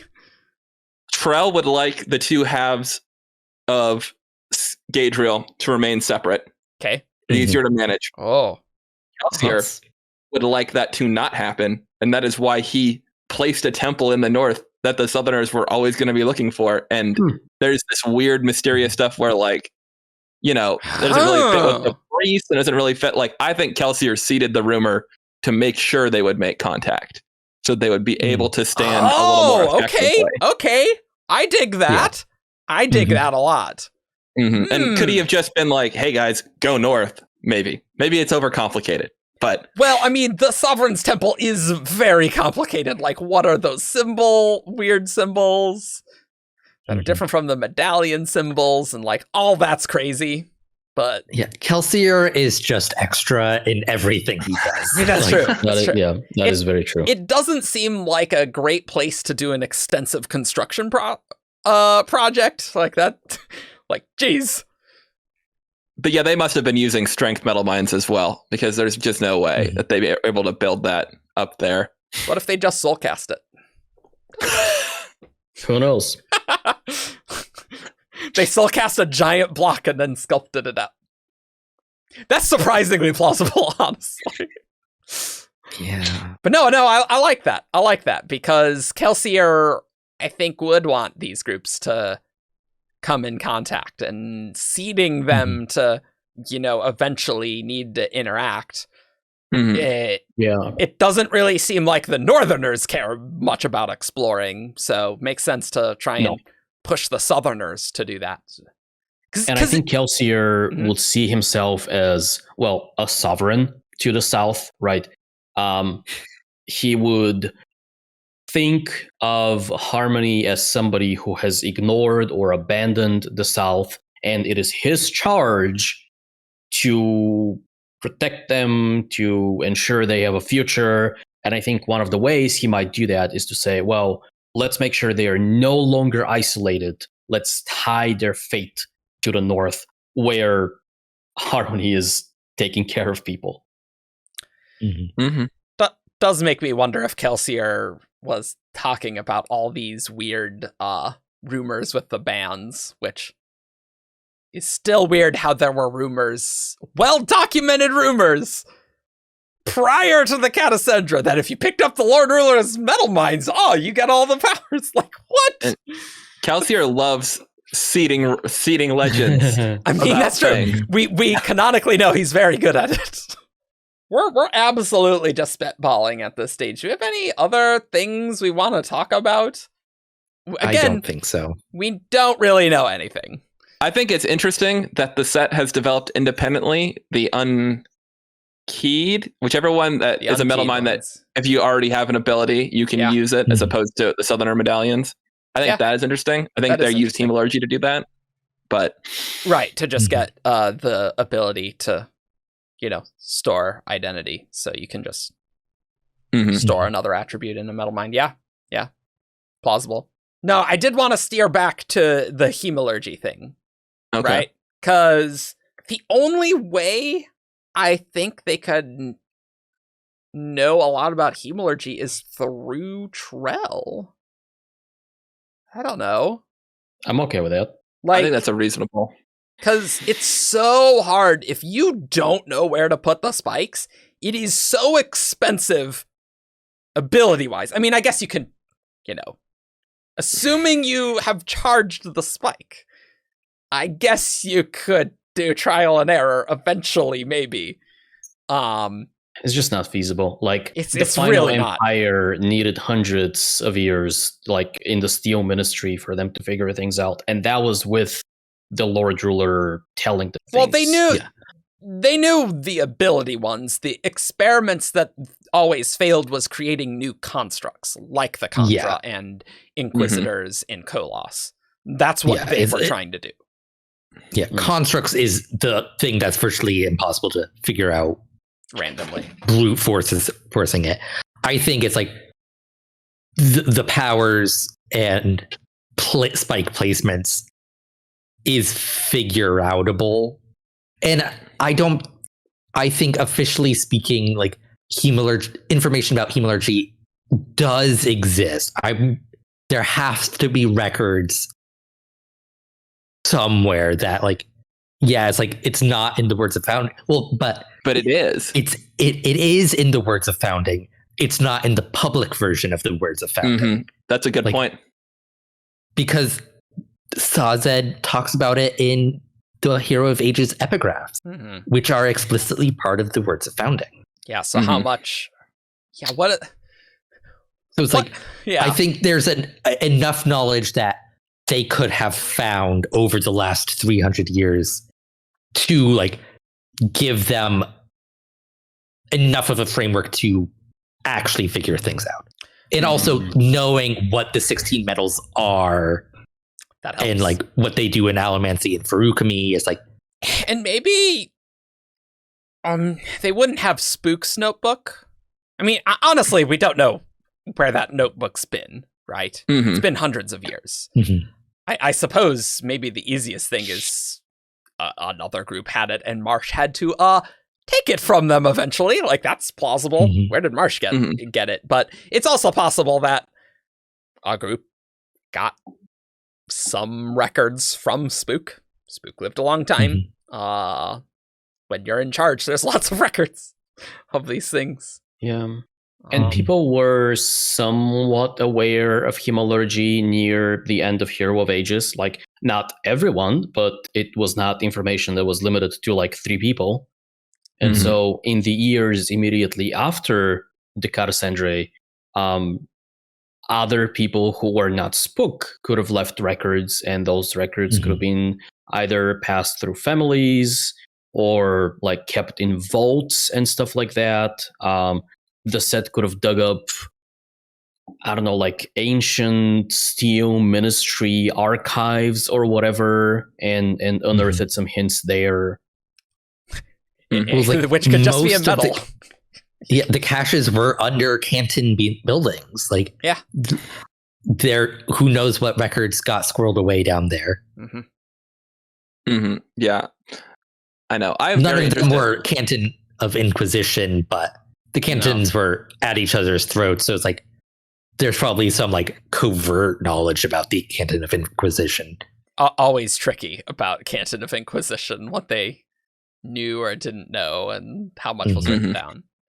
Yeah, I'm liking the idea that maybe somebody got access to the unedited transcripts of the Words of Founding, and that set them down a path.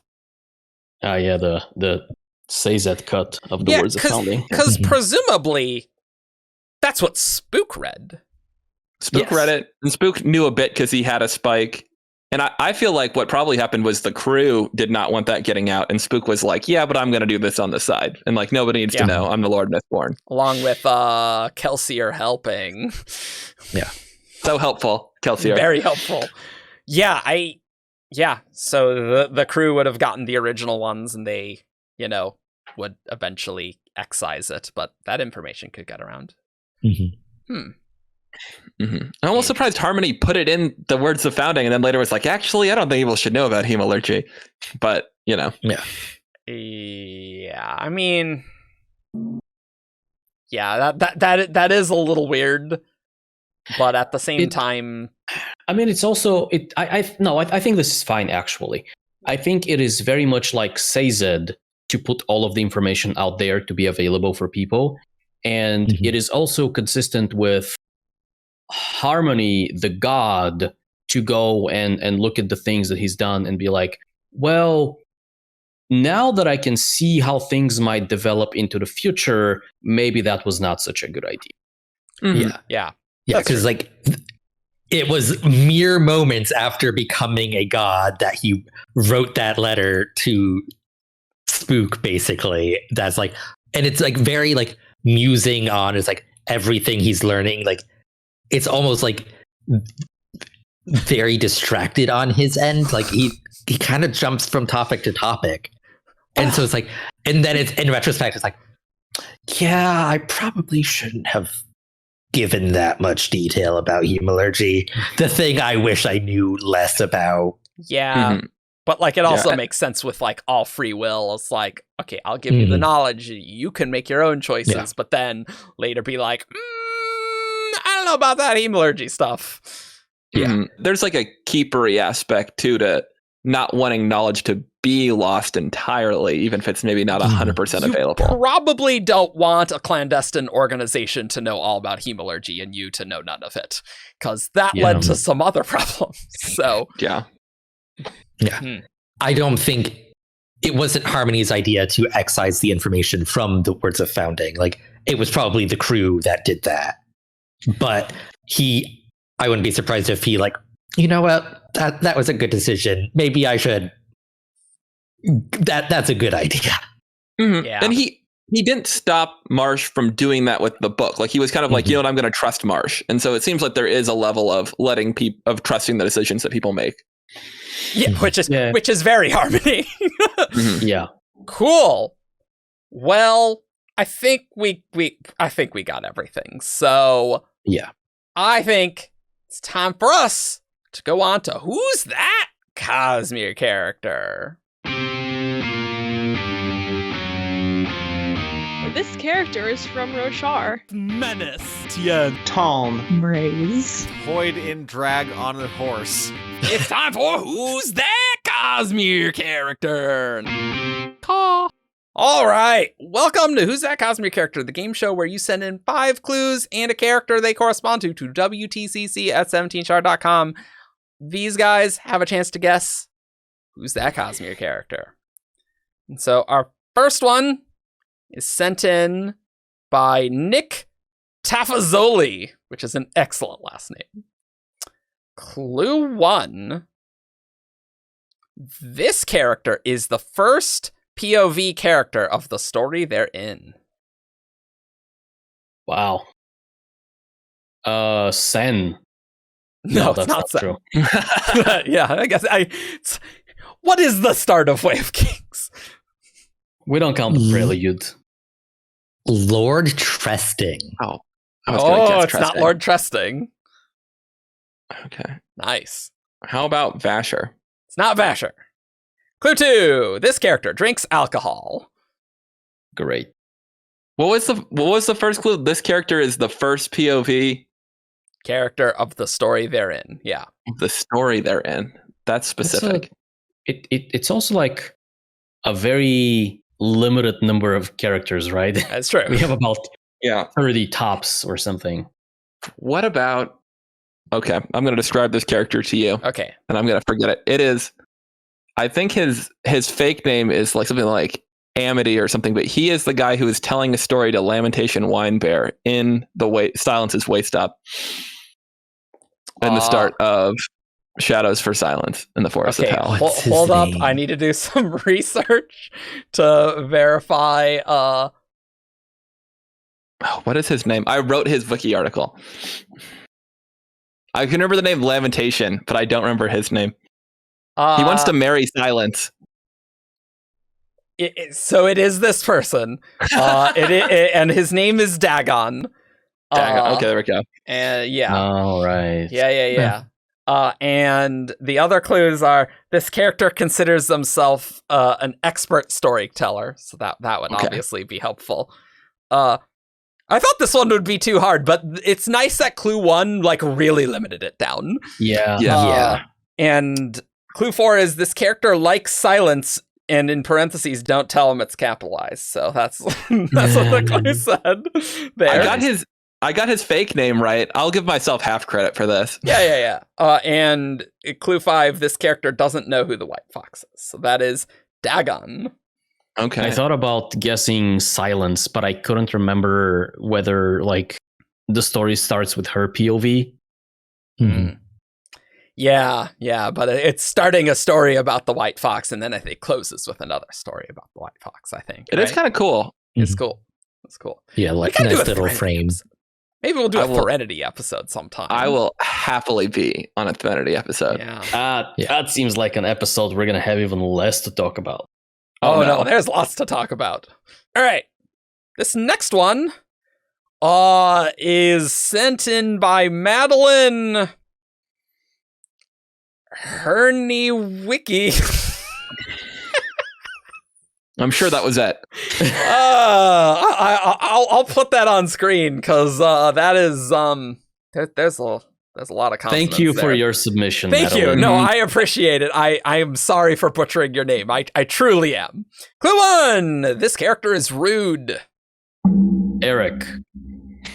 No. No, you're wrong. What about Ryle, Dalinar's like guard guy from Oathbringer? Oh, the Fabrio guy? No, he's the one who's like drinking all the time. And Dalinar's yeah. There was a theory where somebody was like, "Oh, this is a world hopper. His name is Ryle Fabrio. Like that's the play that he's going for." All I can think of is Reinst Ryle, which I don't think that's who you're talking about. Oh no, it's Rial. Oh, it's that guy. guy. Oh yeah. Flips a spear across his knuckles. Mm-hmm. Yeah. Okay, yeah. It's not that person. I'm assuming, yeah. Rude? Yeah. That's not a character name. Yet. I can't wait till someone sends in one where the answer is like Door the Singer. Oh no. Oh, man. There's a freebie, guys. Door the Singer. I mean, I guess you can come up with 5 clues about him. Can at least come up with 5 clues about the door. Dalinar. It's not Dalinar. Clue 2. This character makes snarky comments. How about Wayne? It's not very useful. It is Wayne. Oh, I guess it is very useful. I know. Kind of a bit low-hanging fruit. The other clues are this character loves to drink. Clue 4, this character can heal themselves, / this character has recovered from many severe injuries. And clue 5, this character is not Rosharan. Which I do like those last 2 clues a lot. But rude and snarky comments, I'm like, Wayne's top of the list there. Sometimes you just gotta guess the main POV character because sometimes it is them. I think this threat was so low hanging, I just decided not to bend over and pick it up. It's too obvious. It's too obvious. And I would do another Who's That Cosmere Character priority queue, but we are currently out of those. Probably because we're recording this very far in advance. But if you want to support us on Patreon, our Herald tier, there is a priority queue where it will not take you over a year to get these. Although these ones were from late 2020, so that's not Ooh. bad. Oh wow, it's not bad. It was November and December of last year, so. Though full disclosure, we don't do all of. No, not all. We don't. Entries get chosen. So yeah, sometimes they're of too weird of character, which is why I was worried about Dagon. Yeah, I think the weirder the character, you got to give very useful clues. Which that one was probably the best sort of like really weird character that you can do. Anywho,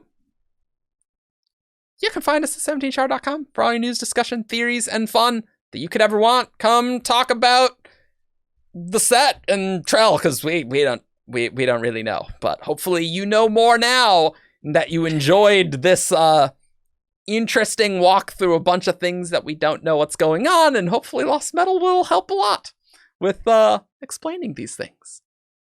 And you can find us on Facebook, Twitter, SoundCloud. You can like, comment, and subscribe on YouTube, of course. And you can leave us a review on iTunes. You can support us on Patreon. And we'll see you all next time. bye. I think that completes our set of Era 2 episodes. No. Ta.